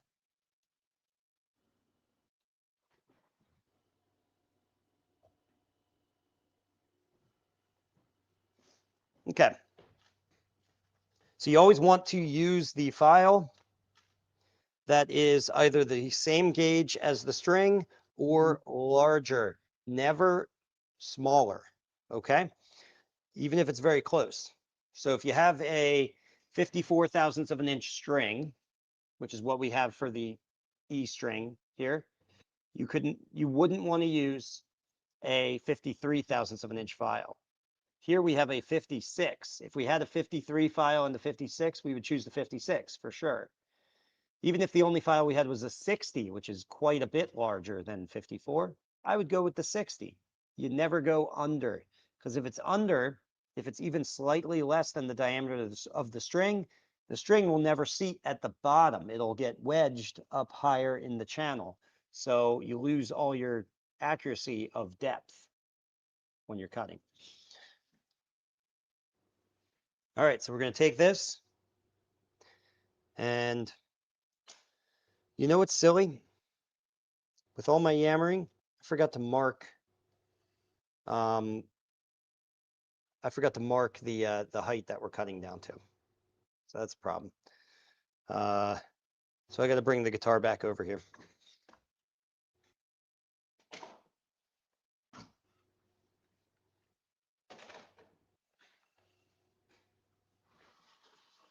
Don't know what we're cutting to till we mark this.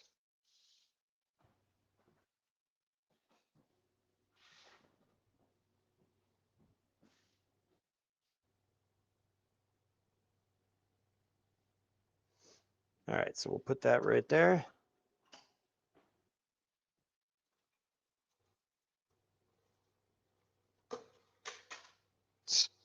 That was one of my pins popping out.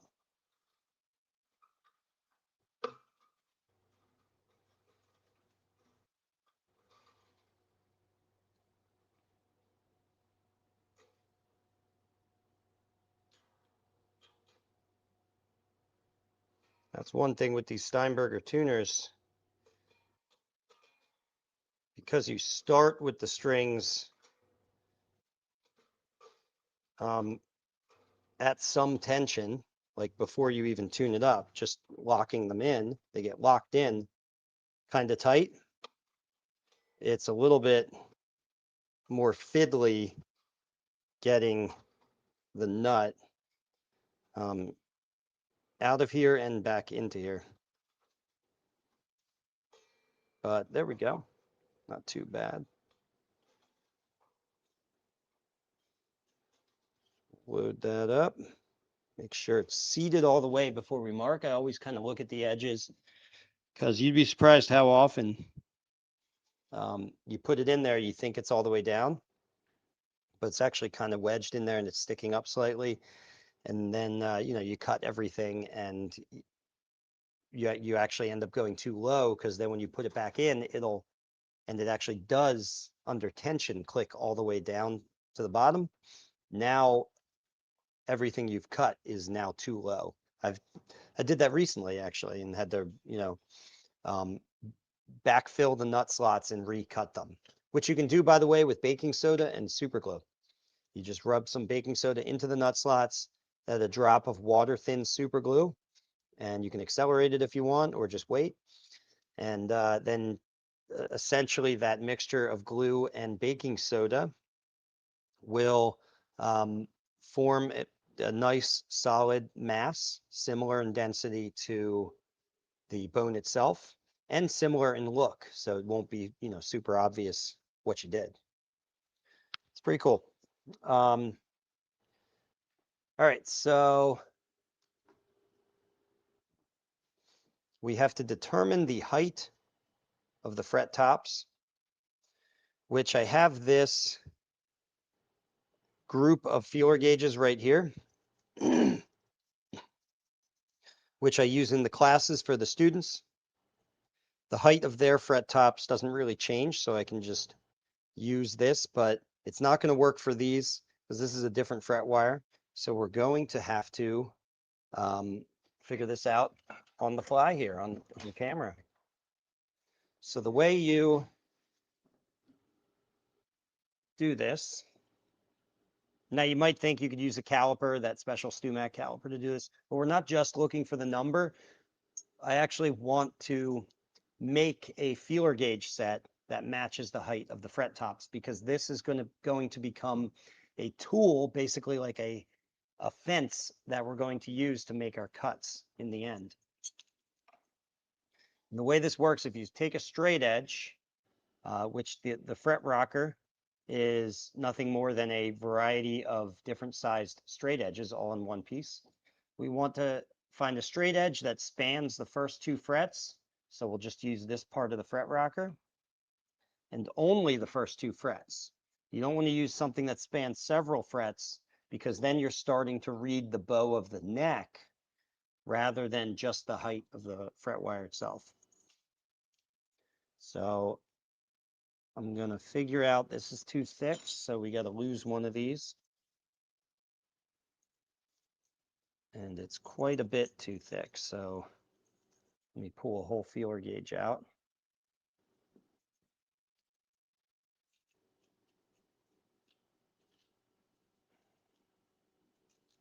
I'm just going to pull all of these out for now.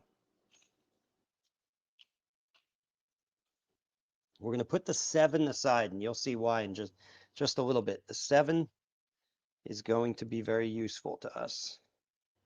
7/1000 of an inch feeler gauge. And then I'm going to take a group of these, place it in there. Still way too much. And so what we end up doing is trading these out. First, let me see what happens if I remove that one. I want to get in the ballpark first, get close. All right, we're still rocking, but we're much closer.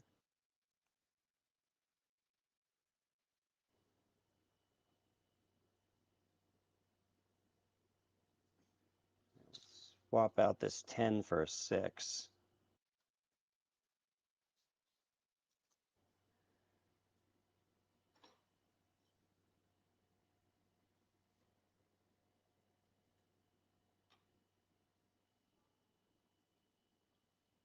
Okay. Tiniest bit of rock. Means we're very close. And I'm going to grab some more feeler gauges, which I have over here. Here we go. There's a whole set. So now I have a 6, a 19, and a 12. I just need to swap that out for, I probably want to lose like 0.02 of an inch. So I could trade that 6 out for a 4. I could trade the 19 out for a 17, or I could trade the 12 out for a 10. Oh, I had a 10 over here a minute ago. Let's try that.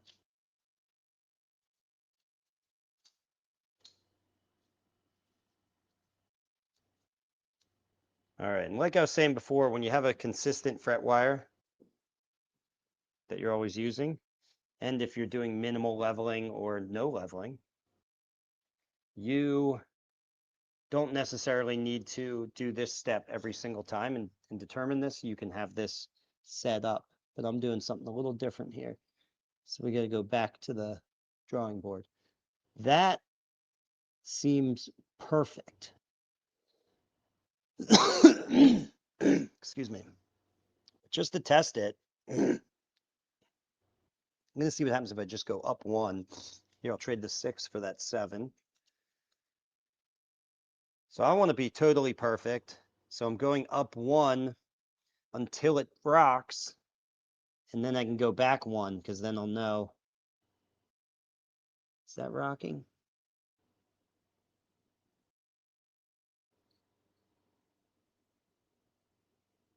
No.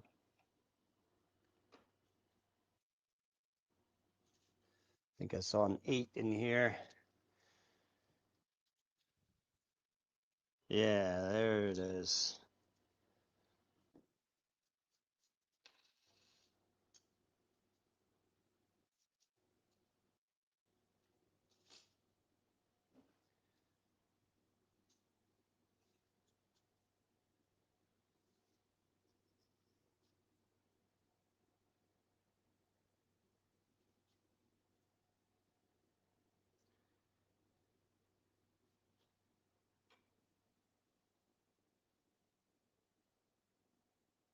Now it's rocking. Okay. So that means we had it right before. But I want to add that 7 at the end, so hold on, I gotta trade this out. 5. There's a 6. Actually, a 6 works pretty good. 7. Okay, so this should work. So this is the height of my fret tops, right there. Then I'm going to add 6 or 7 thousandths of an inch, depending on, honestly, depending on how confident you are in your abilities in cutting this. The method I'm going to show you, you can get a really accurate result, but as always, everything relies at least a little bit on your own steadiness of hand, your own experience, and eyesight too. That can be a real problem with cutting to lines and things like that. It's one of the biggest struggles I see with a lot of people, a lot of students who take this course, is simply that they don't have very young eyes anymore. Like when they get young students, they do excellent at marking lines and cutting to lines, and the older guys will have obviously more life experience, so they'll be better at other things. But when it comes to like just simply marking lines and stopping before you go past them, that's a young man's game. And I'm not saying that like I'm one of them. I'm starting to see the early signs of some decline in eyesight as well. Although most of mine has to do with long vision. What does that mean? Nearsighted? I always forget. I think that means nearsighted, which is good. I'm sure my eyes are also degrading. I think all eyes degrade in both directions, both your long distance vision and your up close, like your reading vision. But mine is degrading more slowly in the up close, which is great for what I do, truly. Okay, let's strap this together. So for this, I like having these little keychain holders, these little things, because once you have it, you don't want to just have a random pile of feeler gauges. It is way too easy to pick up the wrong thing and end up cutting things wrong if you just have a pile of feeler gauges. One of the feeler gauges slips out or it mixes with the other ones that are lying around on the table. In fact, let's just get these out of here so they don't mess with us. Here we go. We have our set. This is what we want. The fret tops plus 6 or 7 thousandths of an inch. And then we're just going to mark this. So this is what I intended to do before we put it into the nut slotting vise. Now, when you go to mark this, don't just rest it there and mark against the nut, because there's a radius to your fretboard and this will flex up flat. So you have to actually press it to the radius. Now, if I really press hard, I can create a whole new larger radius. I don't want to do that. But you can feel it if you just gently press down. You can feel when you're conforming to that radius.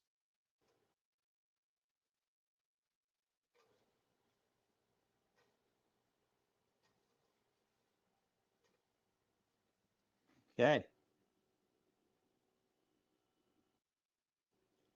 That looks good. And there it is.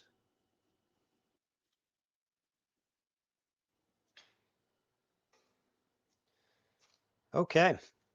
And like I mentioned before, we're going to take this out and we're going to first cut it close on here, but then the final cut will actually be with the nut installed right here, and we'll be holding this feeler gauge set almost as like a guard here. And when we get to that point, I'm going to show you a really cool trick for how we just talked about declining vision a second ago, but there's a really cool trick with these metal feeler gauges where you can essentially 2x your vision.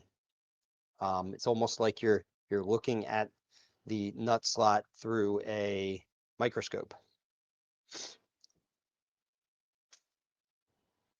All right, so this comes back out.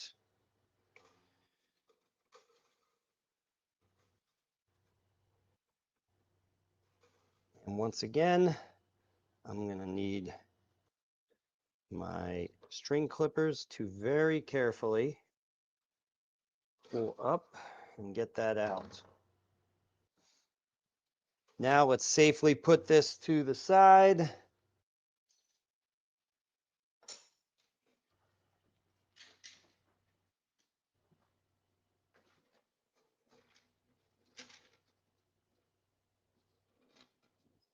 It's a bridge pin. There it is.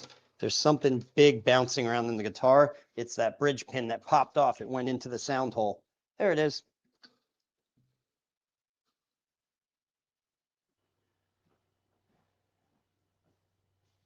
Okay.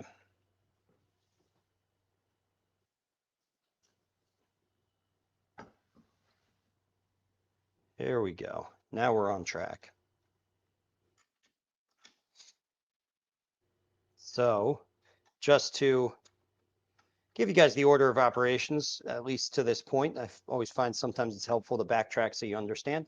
What we've done so far is uh, install the outside E strings and mark their location so they're not too close to the bevels. 3/32 of an inch off of the tops of those bevels is kind of standard, but you can do whatever suits you.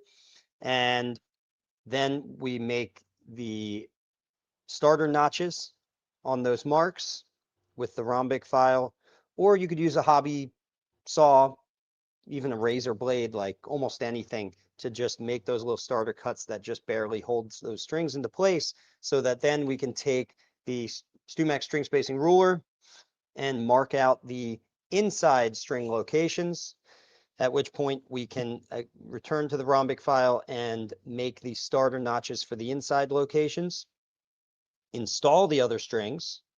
Then we can create our feeler gauge set, which is the fret tops plus 6 or 7 thousandths of an inch. Now we have our feeler gauge set. We can mark that feeler gauge set onto the front face of the nut so we know what we're cutting to. Load the nut up into here. We're going to cut down to that line, and then we're going to do the final finessing of the nut slots over top of the guitar. Okay. And with that, anything going on in the chat, guys? Let's see.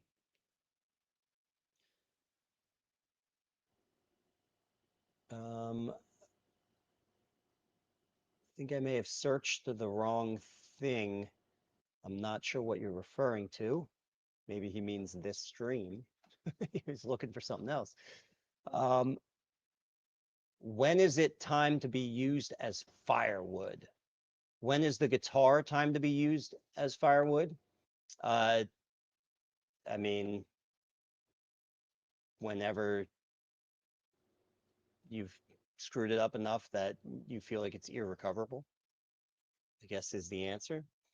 Um, You know, funny thing about that, there was a group in, I think, the 70s, so a long time ago, back, you know, these are like the OG luthiers, basically the boutique handmade lutherie world started in the 70s.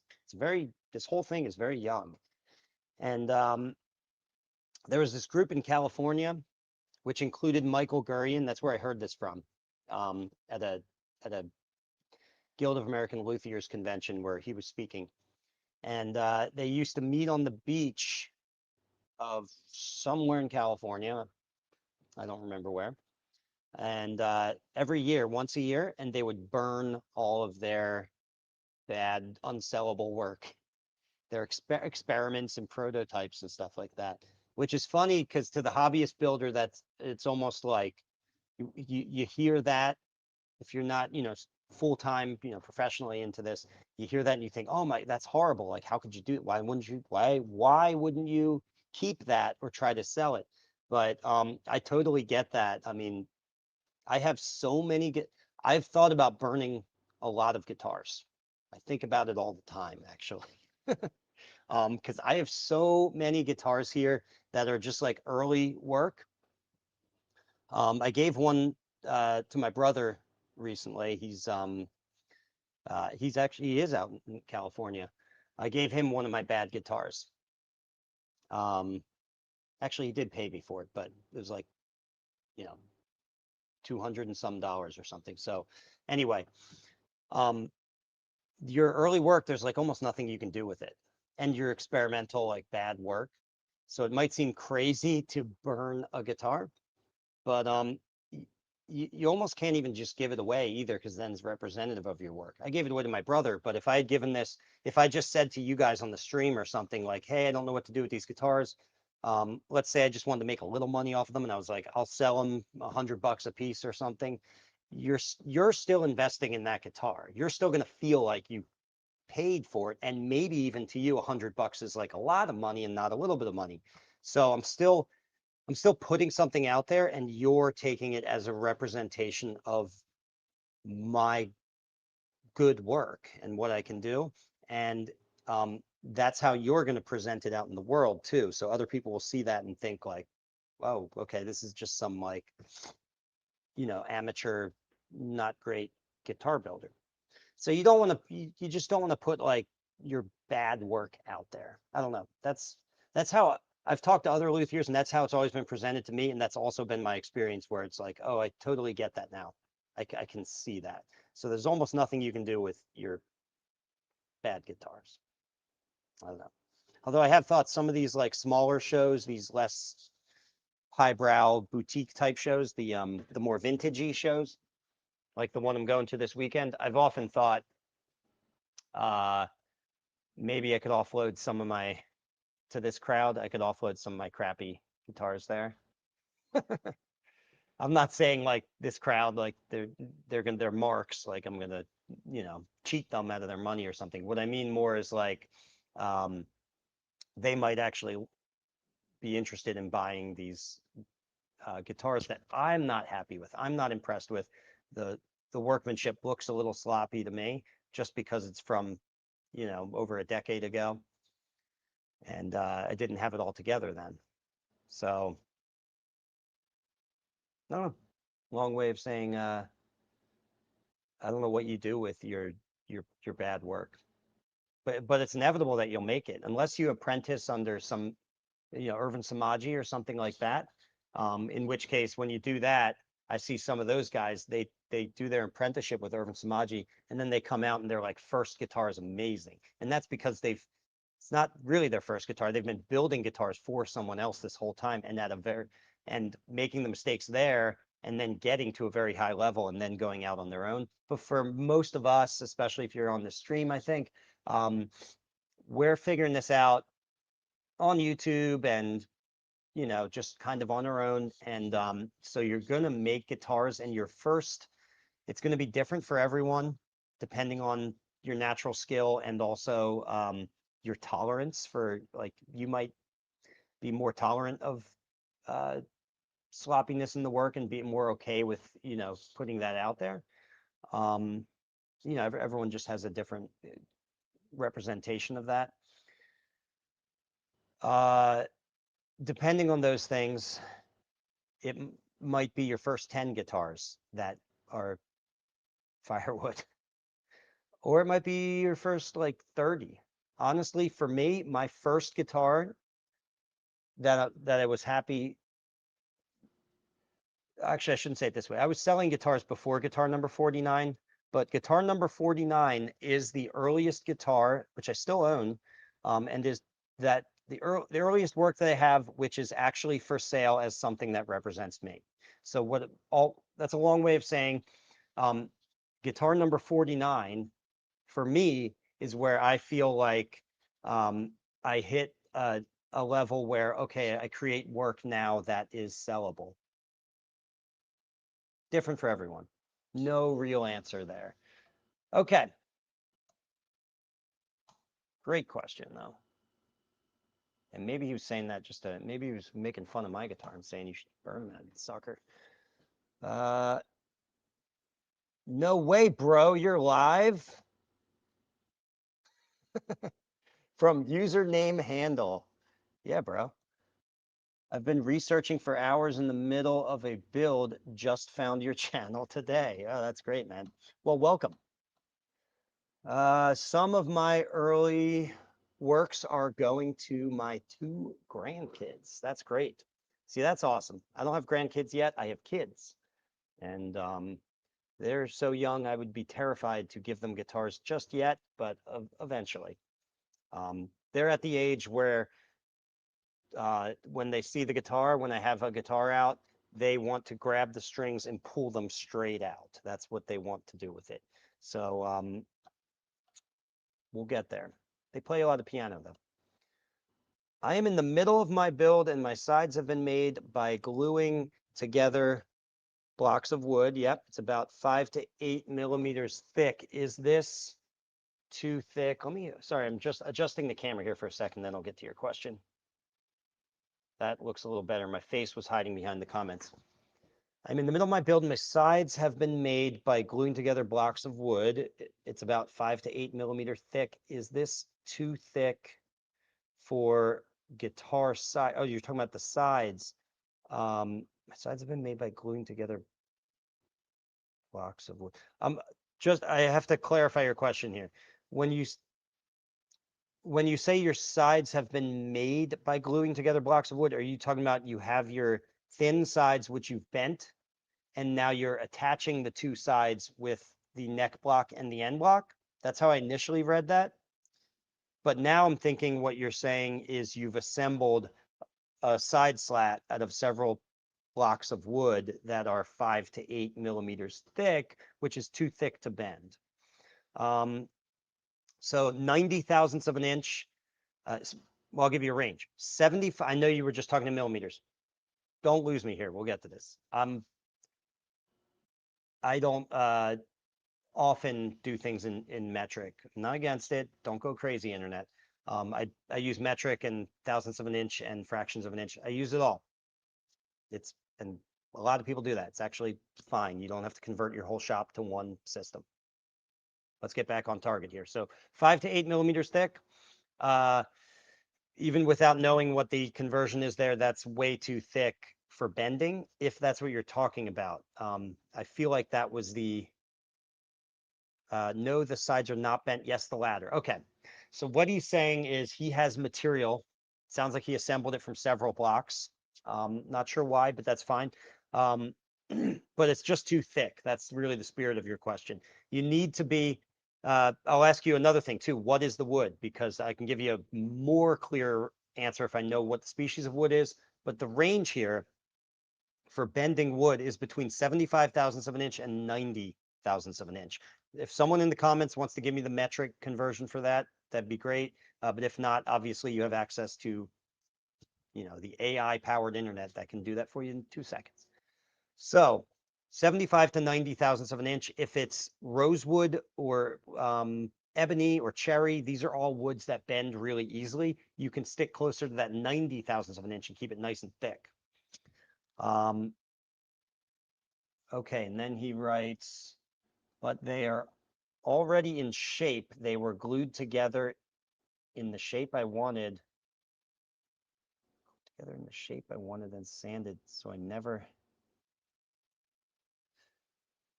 I honestly have no idea what you're talking about. Are you talking about electric guitars? Because there's no way to sand acoustic guitar sides to shape. So I actually don't know what you're talking about. It might be an electric guitar thing. Yeah, and he says it's ash, which ash is a typical electric guitar wood. So anyway, you can, I'm just confused on what the actual question is. You can clarify that for me if you want.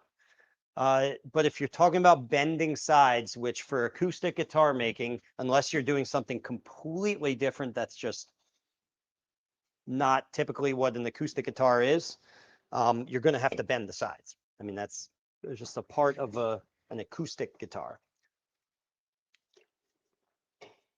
Okay, let's get back to this. All right, so now on the side here, I have, let me add this to the screen. There we go. So I've got my marks. It's in pencil, so I can see it, but you probably can't on this little camera right here. But I've got my depth mark on that side, so I can watch where I'm cutting. And now, tilt that up. Again, I'm going to take a file that is larger than the diameter of my string, or the same size. It's a 54 thousandths of an inch string, so a 54 would work, and anything larger than that. This is a 56, so it works great. And I'm going to place this right in the slot there. Now, ultimately, we're going to cut at a little bit of an angle. You see that? I'm actually over exaggerating the angle a little bit just to show you that we have to cut these nut slots at an angle so that the angle of that ramp peaks right at the front face of the nut, because that is the beginning of our scale length. If you just cut these flat, then the string is going to break, not break as in peak. Well, I'll just use that word. The string is going to peak somewhere randomly along wherever the actual peak is along that flat spot that you cut, because it won't be perfectly flat. So it might peak on the back edge or in the center. Excuse me. But we want to guarantee that it peaks on the front edge, okay? But for the first couple seconds of filing, I'm just going to go flat. And that is just to push the slot out a little bit wider so that I have more of a slot to reference the file in before I then, oops, see, it just popped out. So I'll go a little deeper first. So then I can then turn it and add that little bit of an angle. How much angle? There's no specific amount of angle that you need. Any angle will do, but I like to aim for about the angle of the headstock, which when we're cutting this over top of the guitar, it'll be really easy to follow that headstock angle. I can just imagine it right now.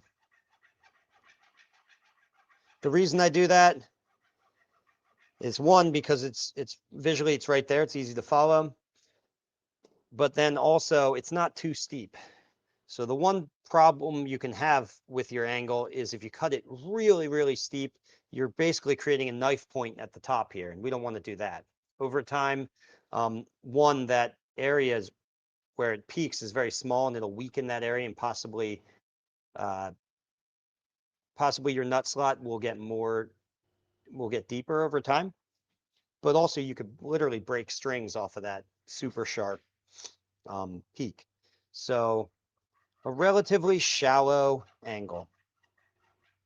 And at the same time, I'm going to clamp this down.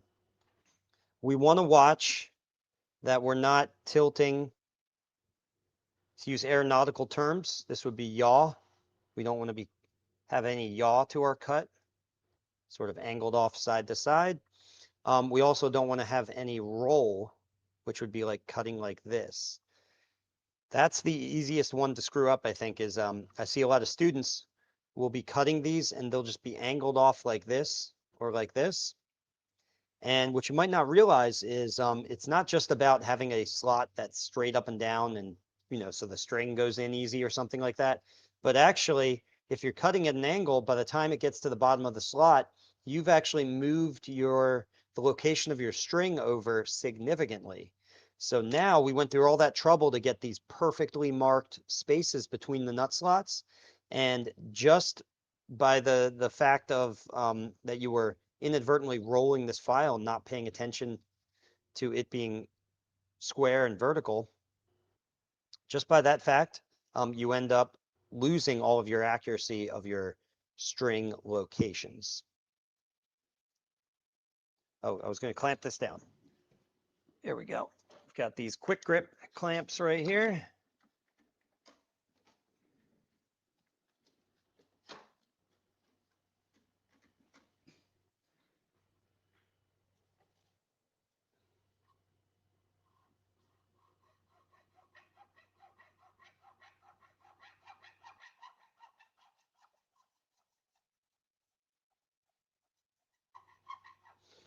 And one thing to keep near you, where did I put that?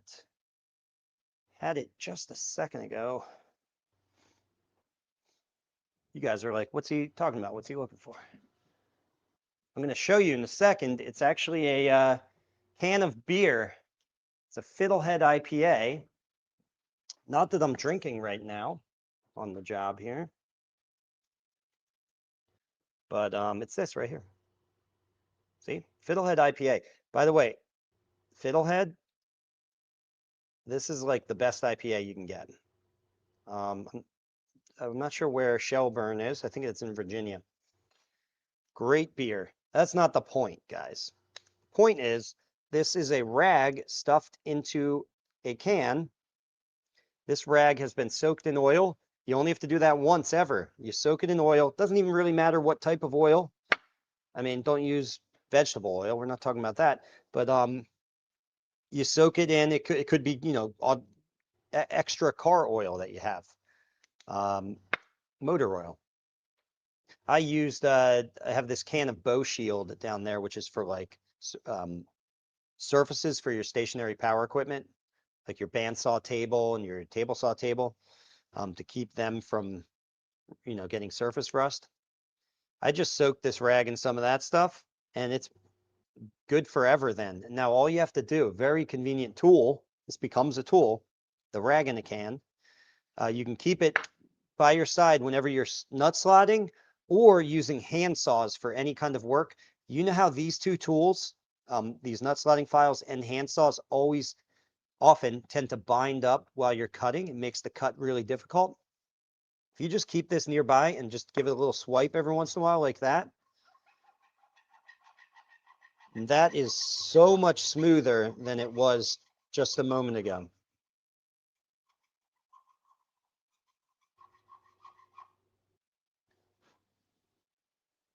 Oh, wow, we got a long way to go on this one. The bass E string always takes a really long time because it's a very wide file, whereas the other files cut almost like a knife, which can get you into trouble because if you do this one first and then you get to these ones and you're used to how long this one took, you can sail right past your mark on those other ones. All right, so we're halfway there.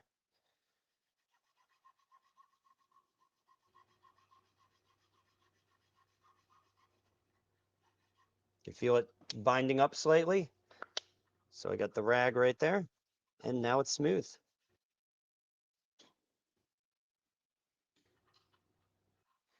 And we're nice and I've got that slight angle like we talked about, and we're nice and square, no roll and no yaw.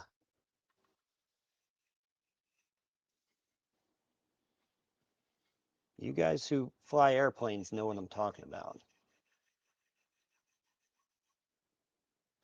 Roll and yaw. I don't fly airplanes, but my brother does, and when I was young, like 16 or so, he was actually my flight instructor, and I was taking flight lessons, which I never completed. So I still remember a little bit about that stuff from that. But man, that was a long time ago, so that's about all I remember. Pitch, roll, and yaw. And I use those terms a lot now whenever we're talking about this stuff, and it's very helpful in woodworking terms, especially when we're talking about adjusting things with the neck angle, because there's a lot of different angles that come into play when you're talking about your neck geometry. And if you can borrow those terms like pitch, roll, and yaw, you'll actually find that it's a little easier to conceptualize what is going on when you understand it that way, or so I have found. So even if you're not a pilot, I think it would behoove you to take a moment to look up those terms, pitch, roll, and yaw, and you'll realize that that will help you better understand when you're reading about and learning about neck angle stuff. Okay. In fact, you'll hear other people too talk about the neck pitch a lot. And when they say neck pitch, they are using that same aeronautical terminology. Okay, we are almost there on this one. I'm talking too much. It's always hard to work and talk at the same time, so.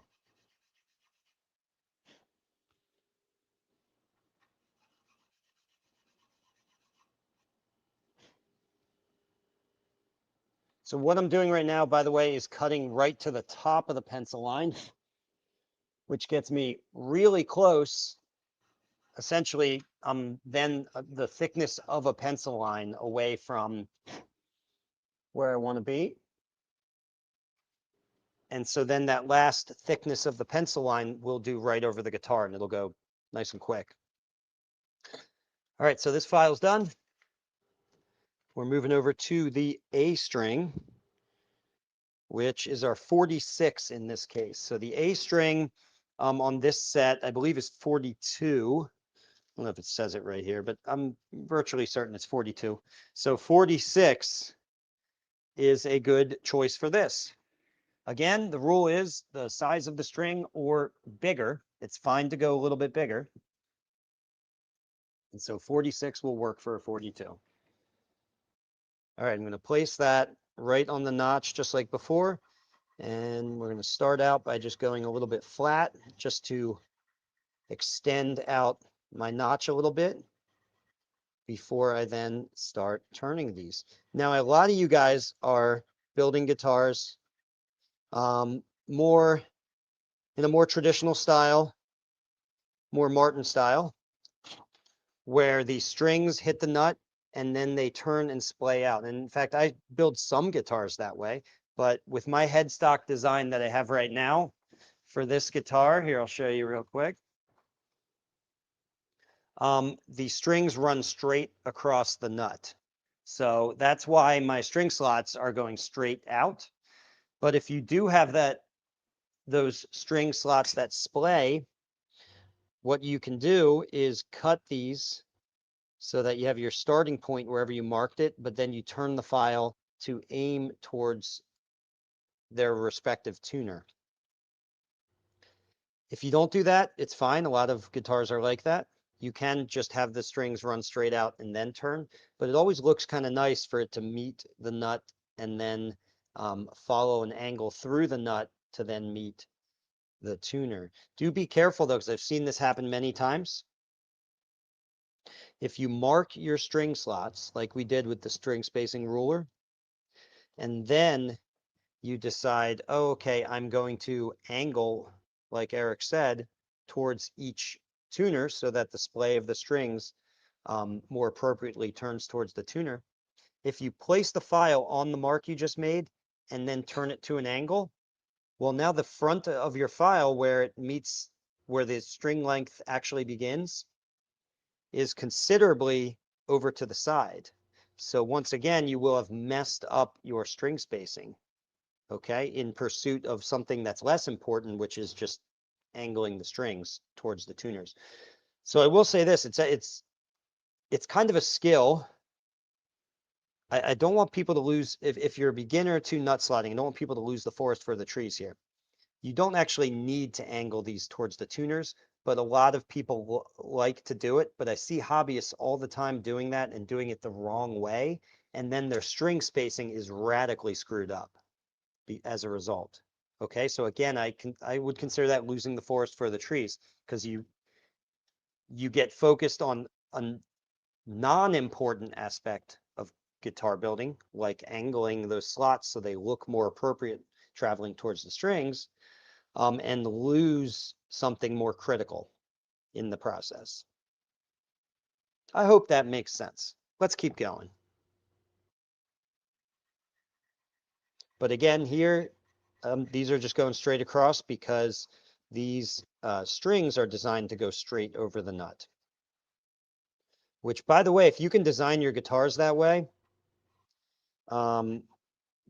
there is a tonal advantage to it, at least in theory, but I do think it bears out, which is that your strings are anchored directly down onto the nut. There isn't two force vectors against the nut. There's only one straight down. Now, when you have it splaying off to the side, you have the force vector pushing down against the nut, but then that's also split between the force vector that's pulling to the side. And so you're anchoring, the anchoring that you get for your string is a little sloppier. It's more split. It's split between those two vectors. And so I think it makes sense that you lose some of the direct energy transfer that you otherwise would have.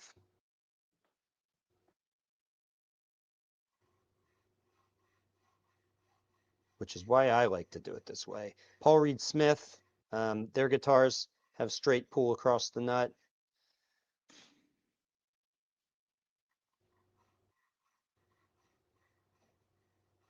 I mean, a bunch of other, too many to count, but have straight pull. But I just wanted to give you one iconic example, which is Paul Reed Smith.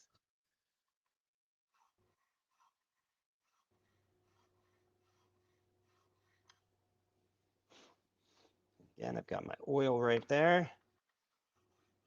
And what a difference every time. Sometimes I forget the can is there, and then when I remember and oil it up, I mean, you really notice.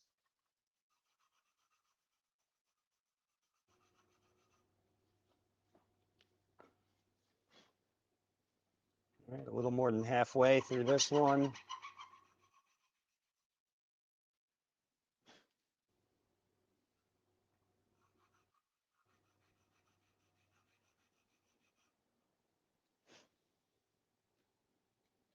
Almost.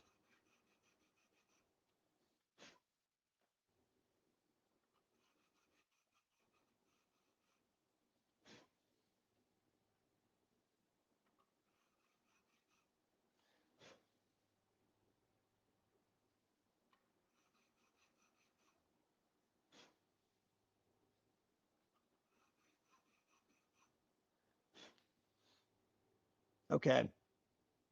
Right there. All right, chat time. Let's see. What's going on over here, guys? All right, so he's going to think of a way to explain that side thing. I probably missed it. Are these special files? Yes, you did miss it, but that's fine. I'll explain it. These are nut slotting files, so they're gauged for the gauge of the string. Essentially, you buy a set of files, and they come in certain gauges. In this case, it goes from well, the smallest one that we use is the 13 thousandths of an inch for the treble E string, and then it goes all the way up to 56 thousandths of an inch for the bass E string. Now, you don't need a set that perfectly matches exactly the string gauge that you have, because people change strings all the time. They just need to be approximate, and each file that you use, you just have to select a file that is slightly larger, the same size or larger than your string gauge. So if you have a 54 thousandths of an inch string, anything from 54 thousandths of an inch up is going to work for that string.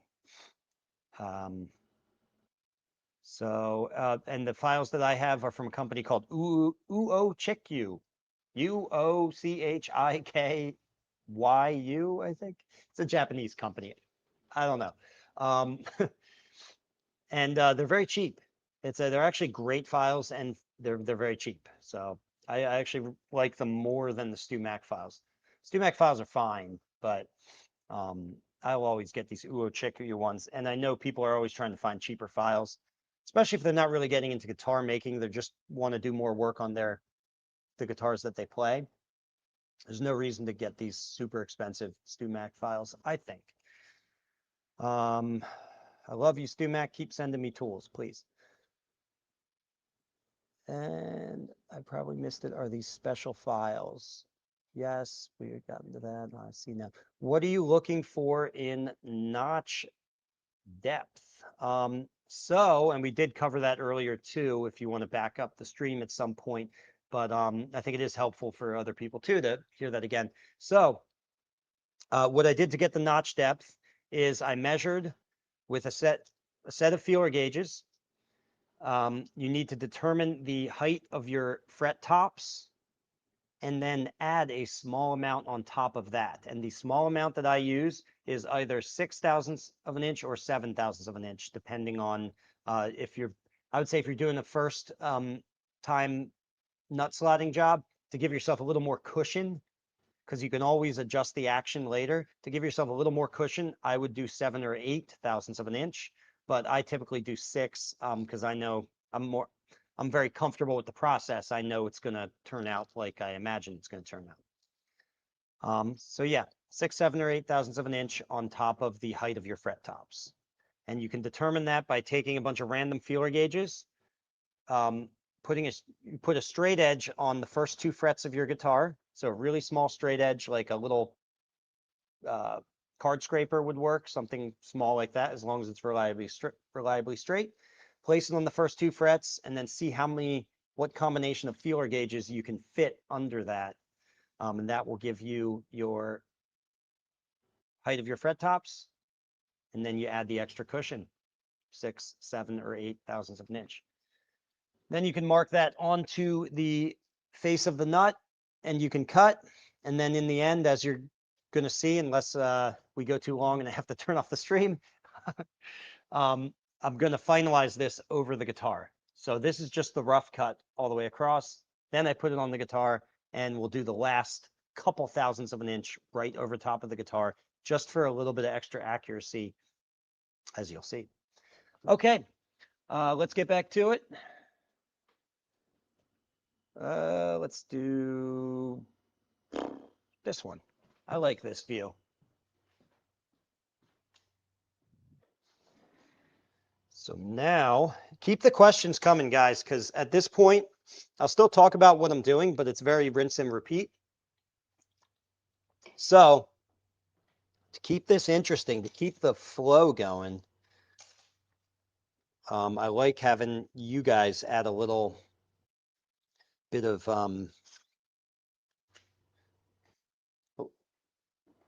more fodder for content here that I can deliver. If I get more questions, we can learn more things together. How does that sound? So I got my 36 thousandths of an inch file for my D string. D string, I think, is 32 thousandths of an inch for this light gauge set. So that works great. Again, I'm going to start by just cutting straight across, and then now I can tilt the file once I've established the slot.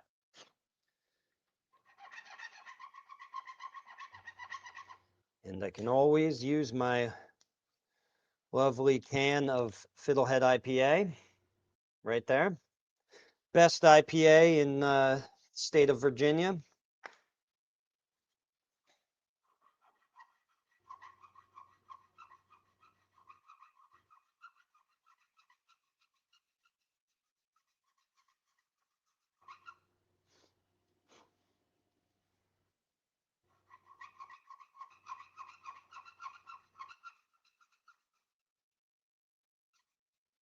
And that's a lot of squeaking.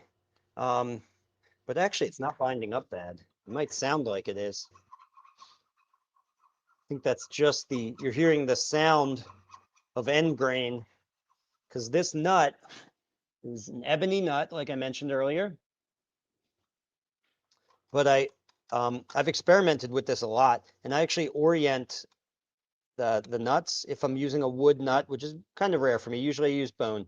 But sometimes, usually for aesthetic reasons, I find that you can use an ebony nut, and especially if you orient the way that you cut it so that you have end grain on the top surface. Now, the material has to be really good. It can't be, you can't take it off the end of a board where there's lots of checking or anything like that, because the risk you run with having the end grain oriented like this is you do have short grain running across the width of the nut. And so if you have a really weak piece of wood, in theory at least, when you tune it up, you can just crack the nut along a weak grain line. But I've never seen that happen, and I have some very old guitars that are more than a decade old with ebony nuts, and they're great guitars. And what I get out of orienting the end grain up on the top surface is a very hard wear surface that's not going to wear down from repeatedly tuning and down tuning the strings. So I'm a fan of it.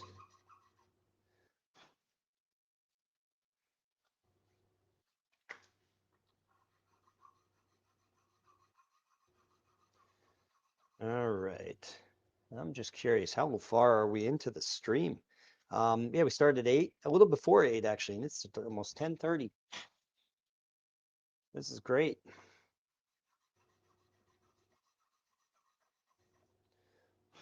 And we'll just keep going.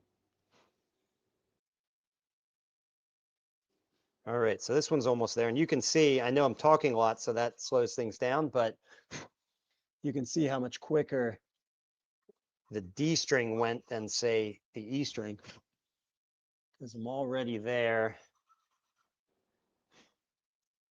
right now.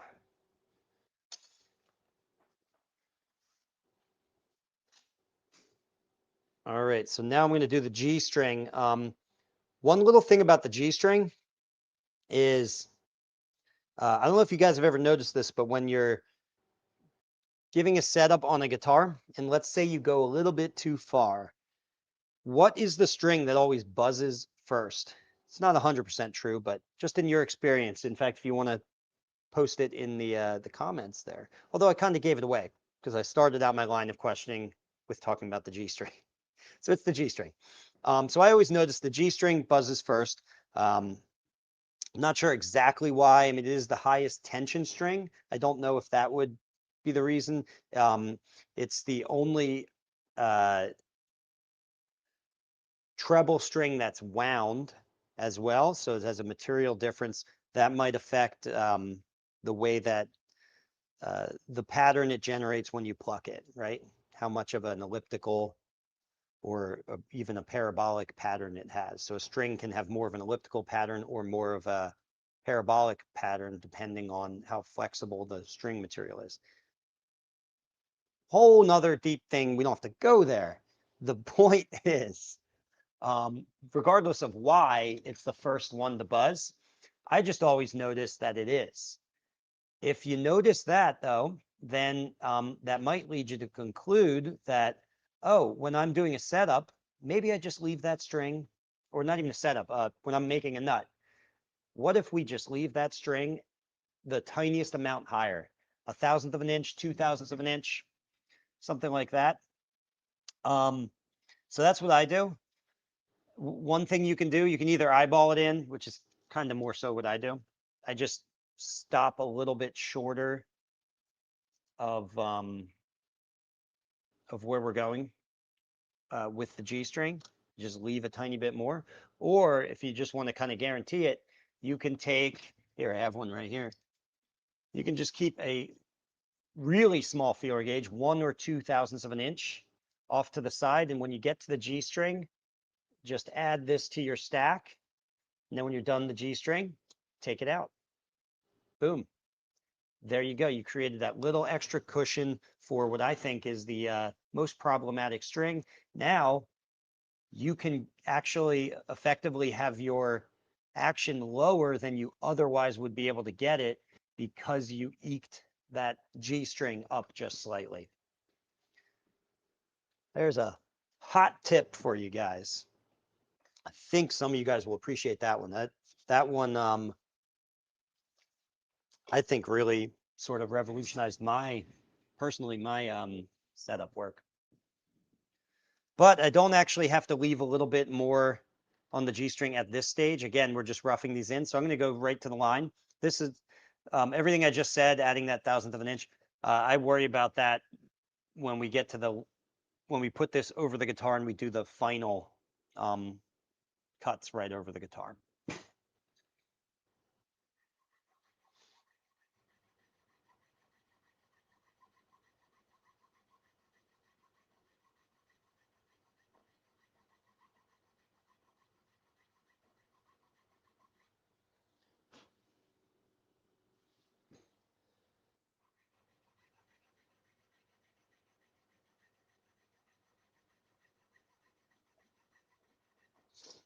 So this guitar, like I mentioned earlier, I am going to be installing pickups on this one. They are K&K Pure Minis, which I've installed on a couple other guitars at this point, 4 guitars, I think, and I really like them. Normally, I would never install pickups on a non-commissioned guitar, which this is. So let me explain my terms here first. When I say a non-commissioned guitar, what I mean is, we're all kind of familiar with this because we all probably do it if you're a guitar maker. We build guitars, ideally for commission, because then you're getting money for that guitar. But then also you just build guitars that you want to build. It's not for you, like you have to make money ultimately. I'm not just doing it for fun, but although it is fun. But you're building these guitars to like sort of fill out your portfolio, to showcase what you're capable of, and hopefully to sell as just for what the guitar is. Those guitars are always harder to sell, which is why you can't go nuts and just only build those types of guitars.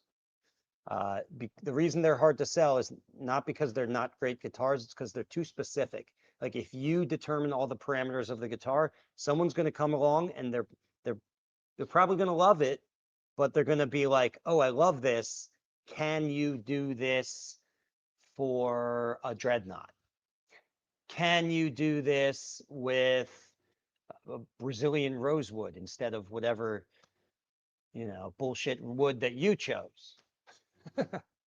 Anyway, there's people who are shopping for boutique guitars, they want the customization. So even if they love the guitar that you built, that guitar is probably just like a business card for the commission that you get from them. It's kind of a bummer because you want to sell that guitar. You've already put the work into it. You'd rather sell it, of course. So with all that said, getting back to pickups, I should work while I talk.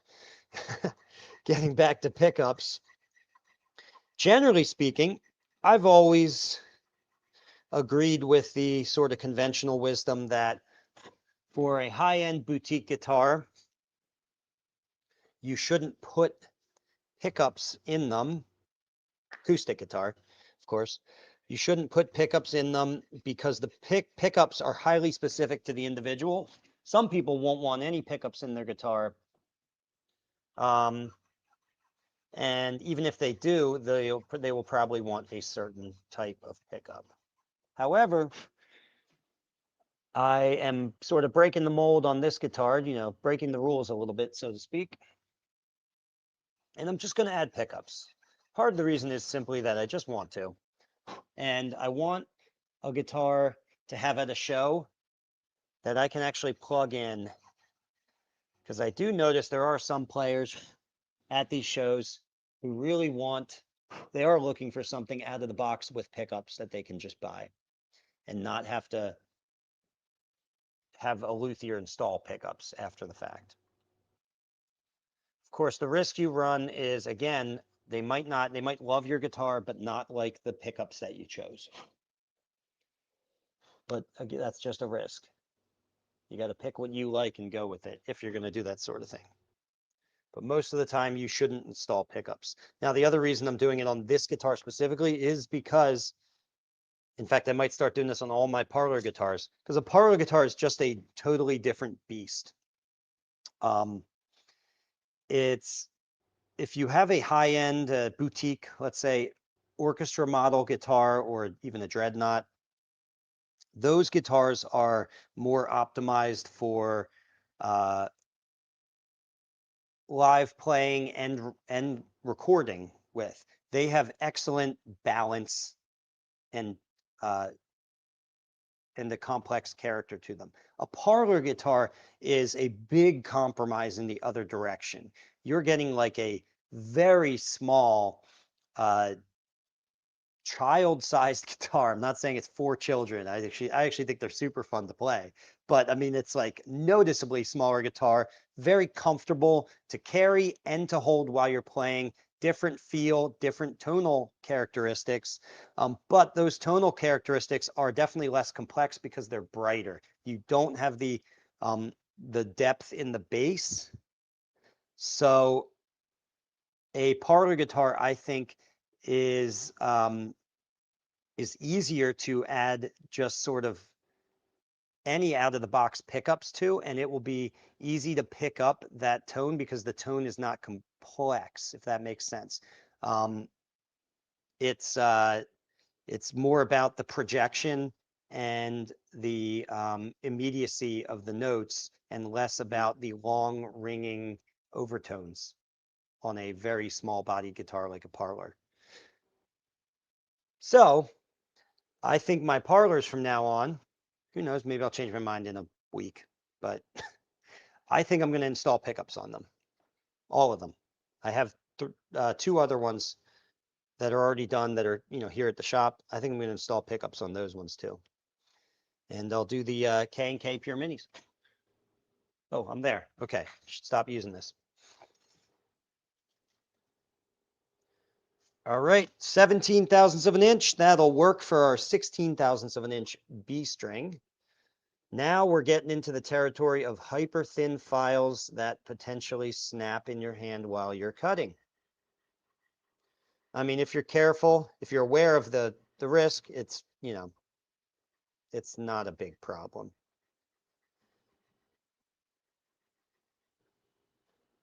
And the oil definitely helps, because the way that they snap is you're going too fast and they bind up in the channel and flex and then break.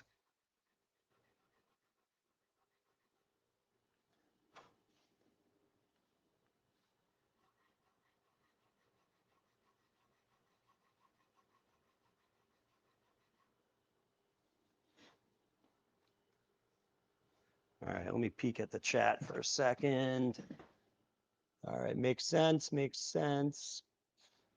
Have you used ebony for the saddle as well, Tom Casty? Yes, I have. Let me think. Yeah, on two different guitars. I have both of them in the house.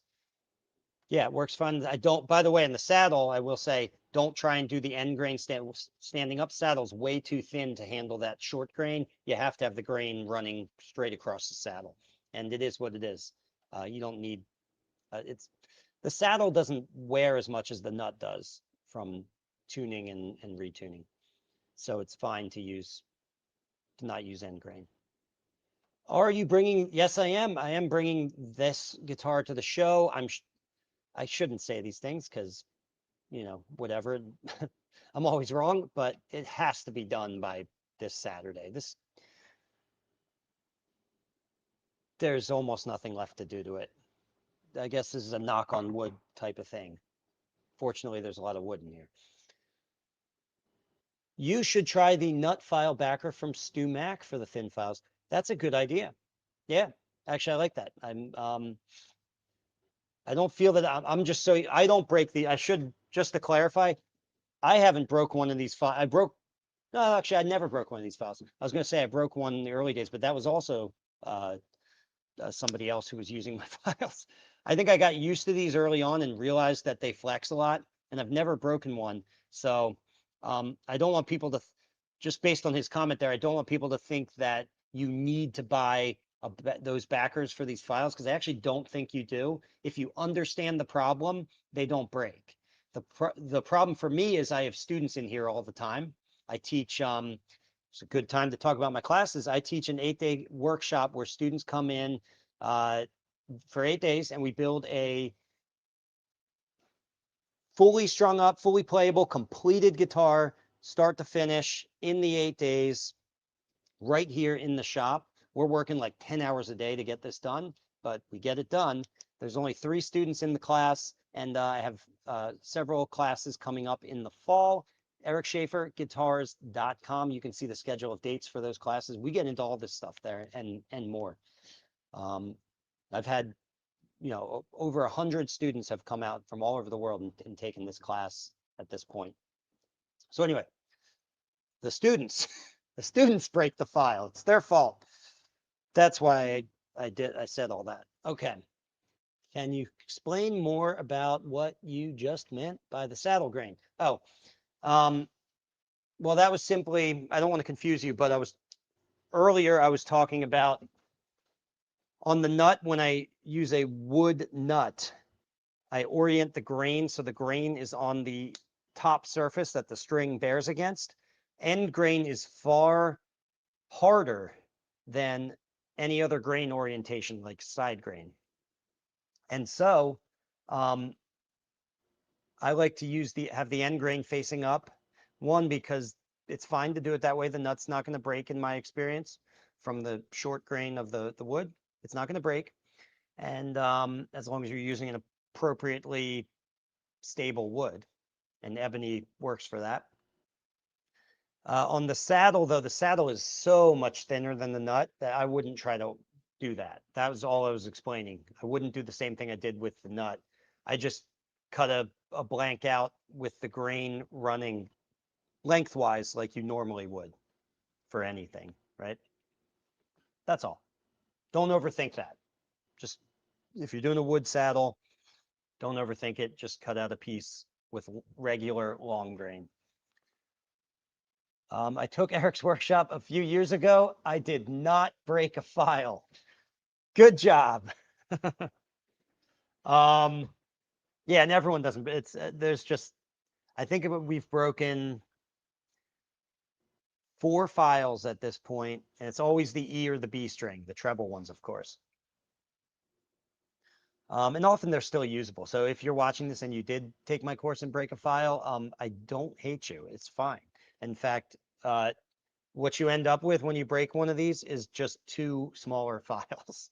So it's not even like the end of the world. I typically don't even order a new file because I don't really need to. The next student just gets a smaller file. So it's his problem. Okay, let's get back to it. We got to get some stuff done here, guys. All right, where was I? B string. Oil that up. And away we go.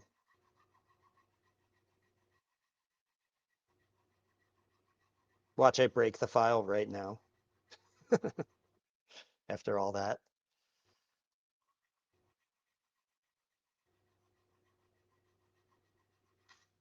Whoop. Bet you guys thought that was me breaking the file right there. All right, we're almost there. I have a little bit of an angle on this one, but it's not a big deal. Which again, if you have a little, so when I say angle in this case, I'm talking about roll. This one's a little rolled. And it might be yawed that way too, slightly. But that's pretty slight, so I'm not even worried about it.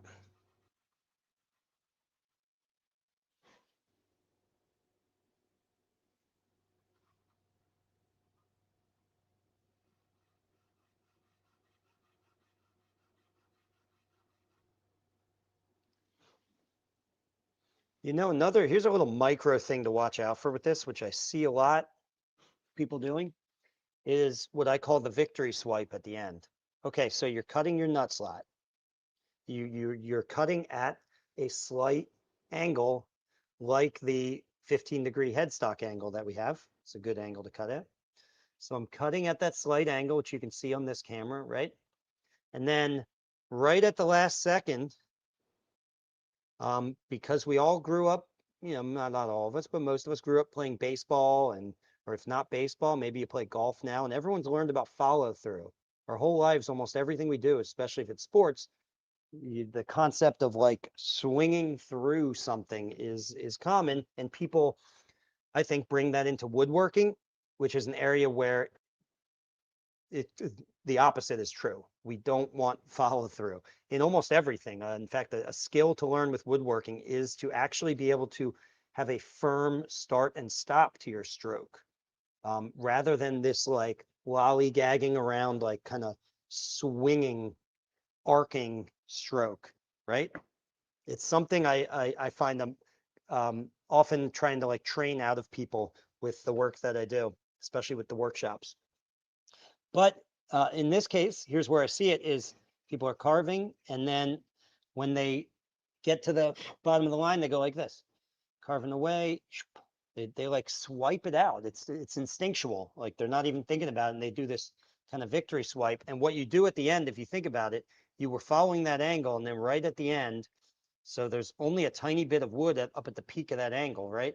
And if you then turn the file in that victory swipe and go like this, you actually can very easily push the file back like a 32nd of an inch, or not the file back, push the peak back a 32nd of an inch, just from that, even that single stroke at the end where you victory swipe it. Okay, so don't victory swipe.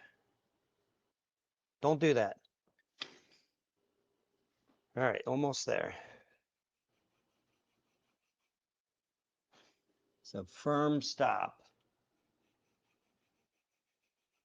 See that? Firm stop. Just something to get habituated to, so that you get that into your muscle memory, not just with nut slotting, but really with everything in woodworking. Firm stop. I'm over exaggerating the pause at the end of the stop here just to make the point.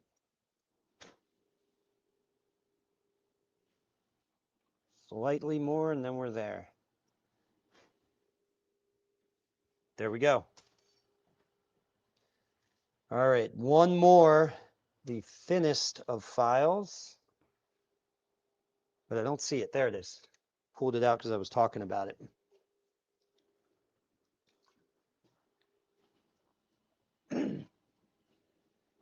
Oh, we got Hofmeister guitars. Yeah, so Aiden Hofmeister in the chat. Aiden took my class. What was that?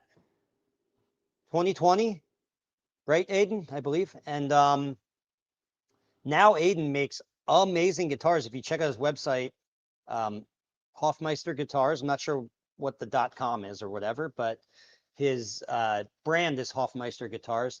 And he goes, just like I was talking about going to a guitar show, he goes to guitar shows now, and he's crushing it out there.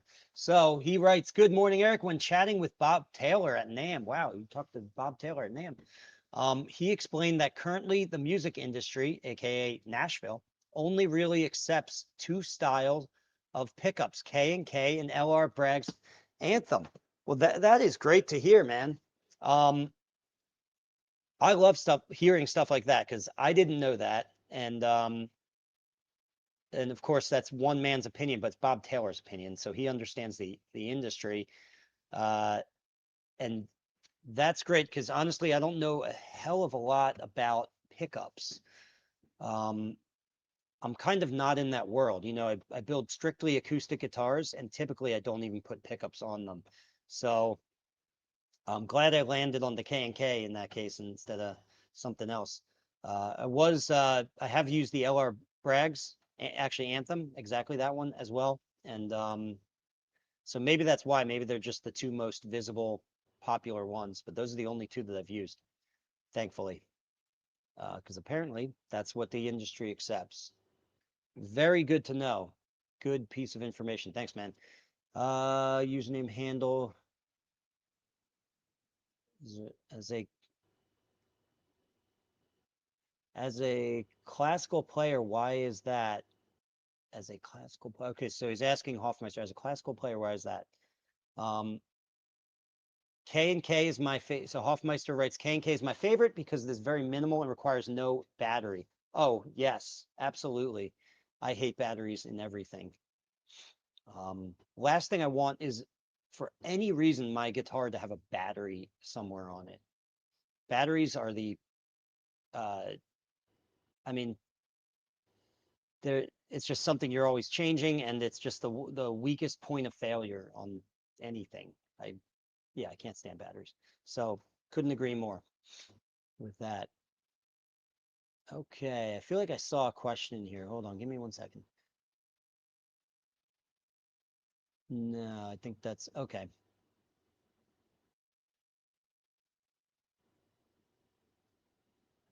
All right, I'm gonna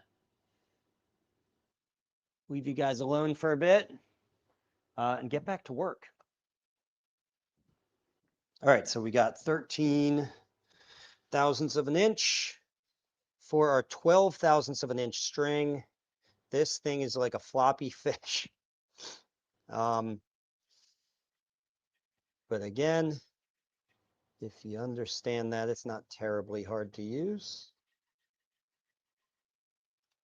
And let's, like someone in the chat mentioned, you can get those little nut file holders that StewMac sells, or even the StewMac files aren't floppy like this. But again, just giving my opinion, I still love these files. I don't know why. I think I just don't like the tapered shape of other files. And I'm fine with the fact that they're hyper thin.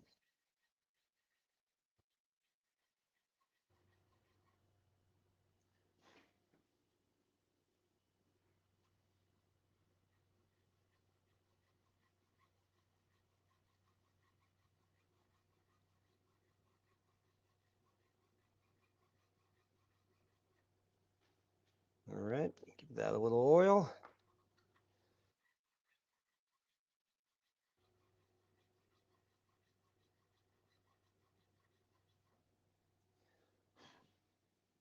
So I think installing those pickups is what I'm going to be doing next on this guitar. The K&K Pure Minis.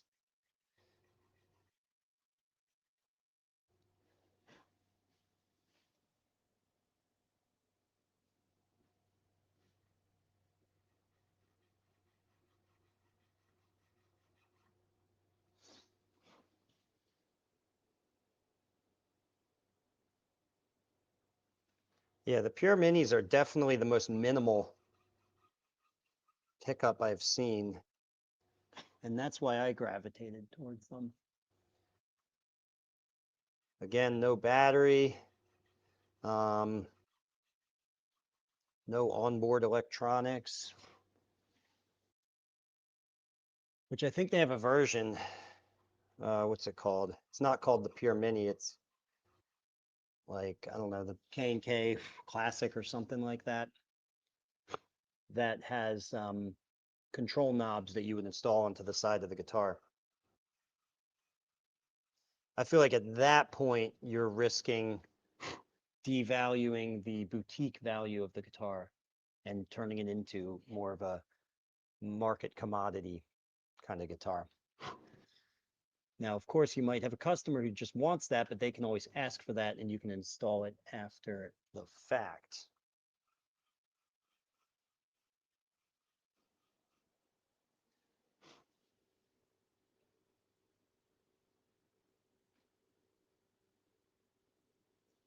Okay, we're basically there. Like I said, these ones, the small files cut like a knife, so they get down there real quick. Okay, yeah, these two strings, I can see I had a slight yaw to the left on them. That's okay. As you'll see, everything's very obvious right now. because the nut is oversized. It's still very tall. As you'll see when this gets fully shaped and sanded down, or you probably won't see because we'll be done the stream by then. But as I'll see, this you won't notice that any slight discrepancies in the end. And I just want to mention that because when you're doing this yourself, you might feel a little bit frustrated by the difficulty of holding your hand straight and everything. I don't worry about it too much as long as I'm reasonably straight. I know that everything works out looking and functioning great. Okay, as long as I'm not completely asleep at the wheel and I don't have an extreme roll or an extreme yaw to my angle. Okay, so now this can go on the guitar. And you know what I'm going to do? We are well into this, guys. I'm going to explain what I'm going to do next, and then we're just going to chat for a little bit. We can ask some questions or whatever, and we'll close it off there. We're not closing right now. Don't leave. I'm going to explain, and then we're going to do some Q&A, and that's going to be fun. But I'm not going to continue to file away while you guys watch. Got to keep it entertaining here. So clear a little space, bring the guitar back over for this explanation. So we are now most of the way. Where did I put the nut? Oh, it's right underneath. All right. So we are now most of the way down to our line. You might even be able to see this on the camera. If I tilt it a little bit, maybe the light catches the line, maybe not. So I cut these right down to the top of the pencil line. It's literally touching the pencil line. And now I'm going to load this up in here. Move the guitar over a little bit. I'm going to load this up, put the strings on there. And with that in there, I'm just going to rest it on top right now. There it is. This guy. So remember our feeler gauge set from earlier? This is the height of the fret tops plus 0.006 of an inch. So now with the nut in there,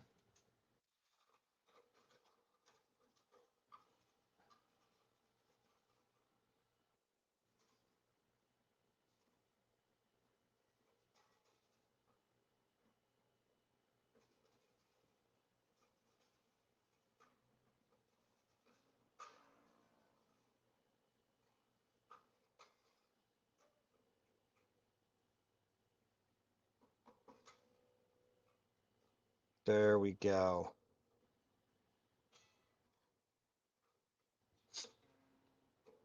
All right.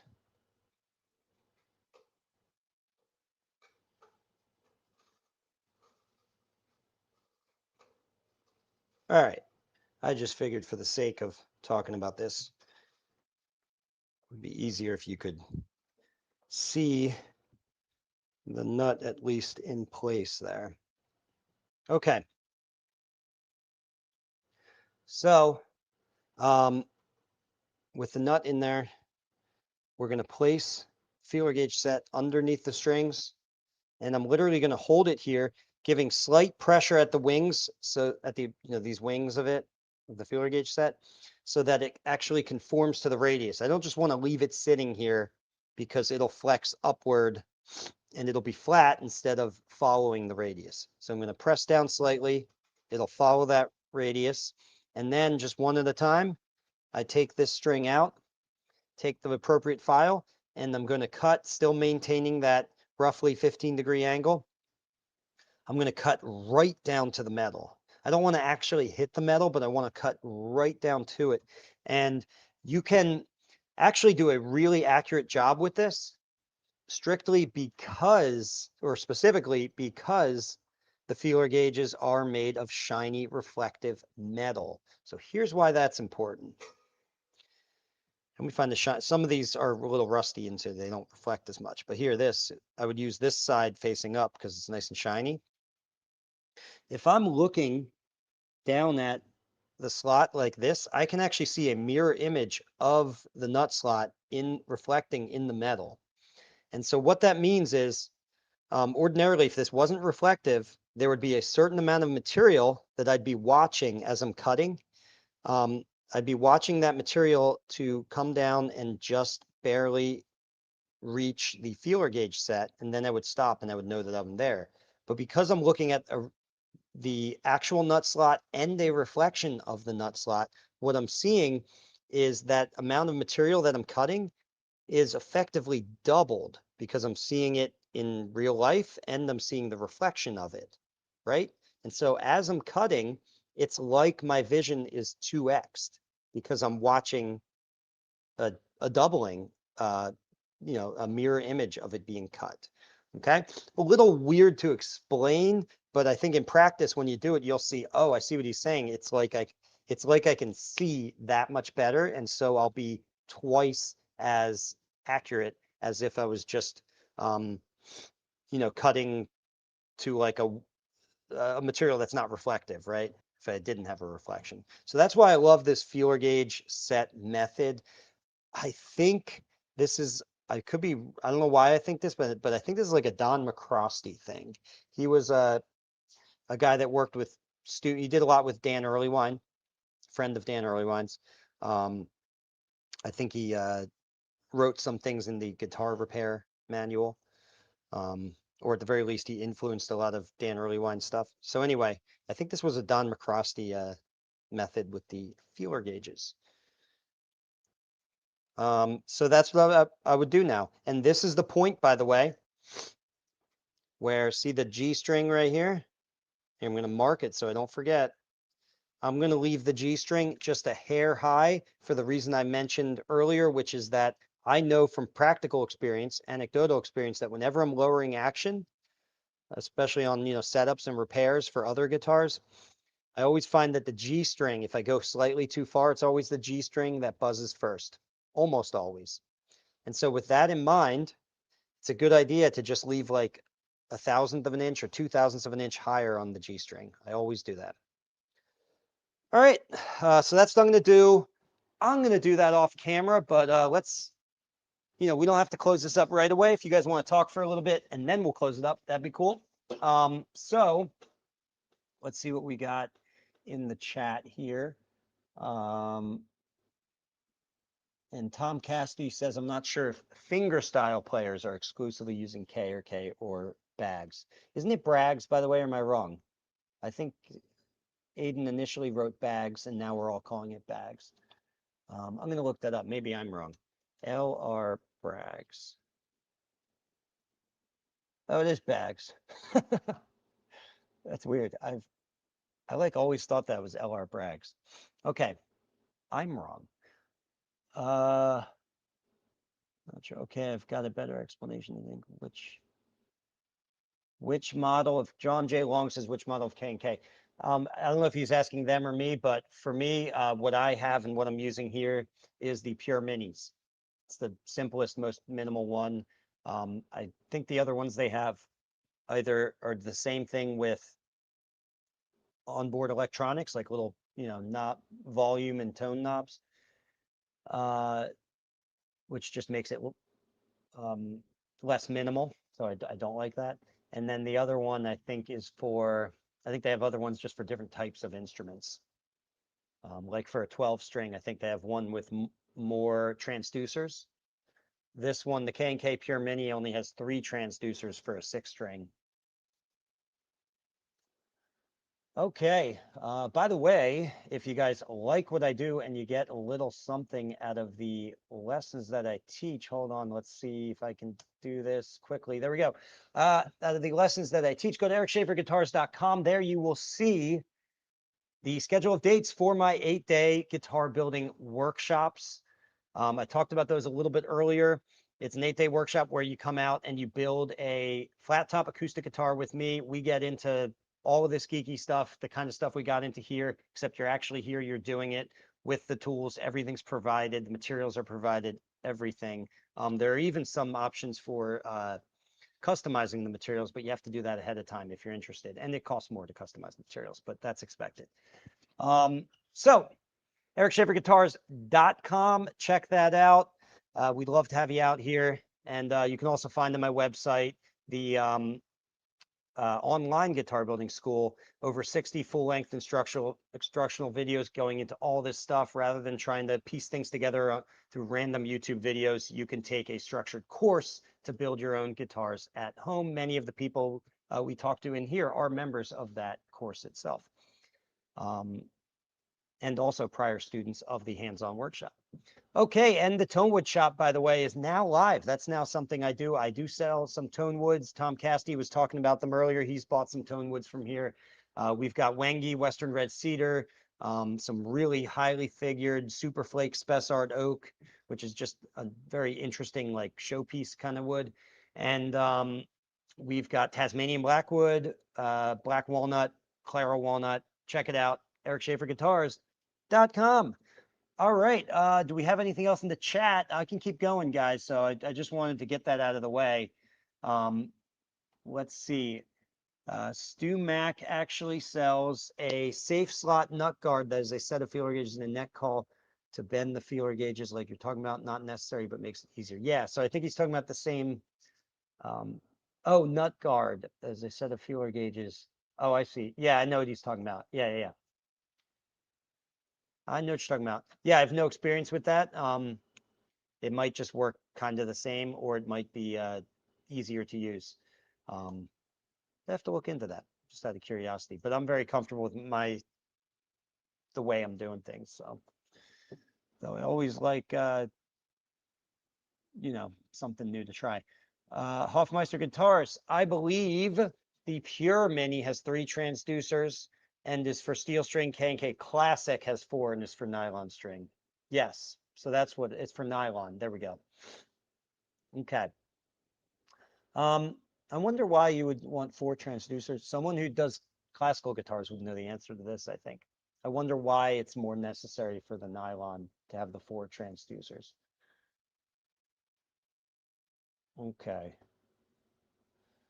Oh, looks like username handle here. Great name. Finally is has a more clean question here from earlier. Not clean like it was explicit, but clean as in more comprehensible. Acoustic build sides were made by cutting ash into segments 5-inch long, 3.5-inch wide, half-inch thick, straight little blocks. We glued the segments together to roughly shape the shape we wanted. So instead of bending sides to form, these pieces were glued to roughly match the form.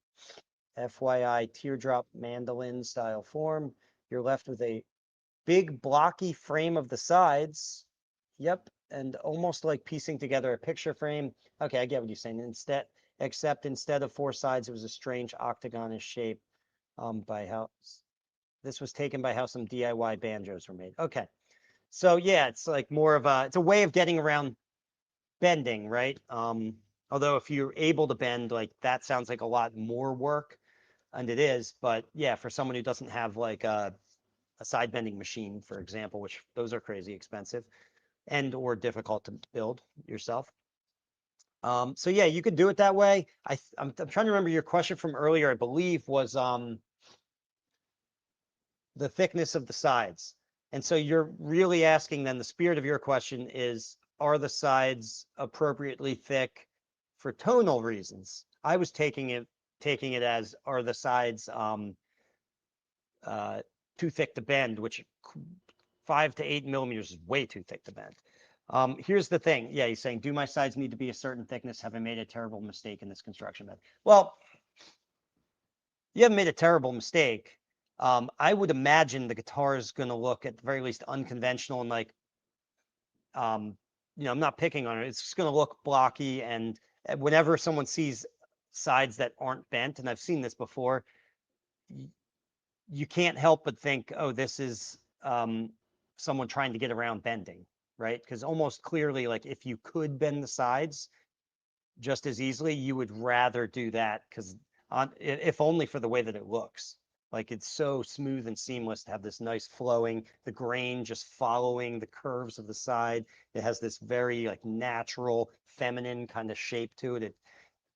Ev- Everyone desires that. And then you look at a guitar where it's like kind of blocky shaped. It's just not going to appeal to a lot of people. Like, I mean, you might love it because it's your baby, but like it's just not going to be that appealing to a lot of people. But that's all visual stuff.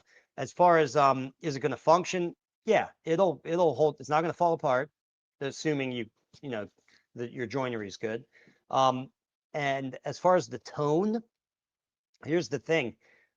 You actually don't need the sides to be thin for tone. In fact, you want them to be rigid and thick. So it's actually, if anything, it's a good thing. Now, at some point, if they're like stupid thick, like half an inch or something, now the guitar is physically heavy and it weighs a lot, which is going to affect the tone and obviously just the feel. Like there's a certain discomfort to a physically heavy guitar. So that's something to consider. But tonally, you actually want the sides to be as stiff as they can be.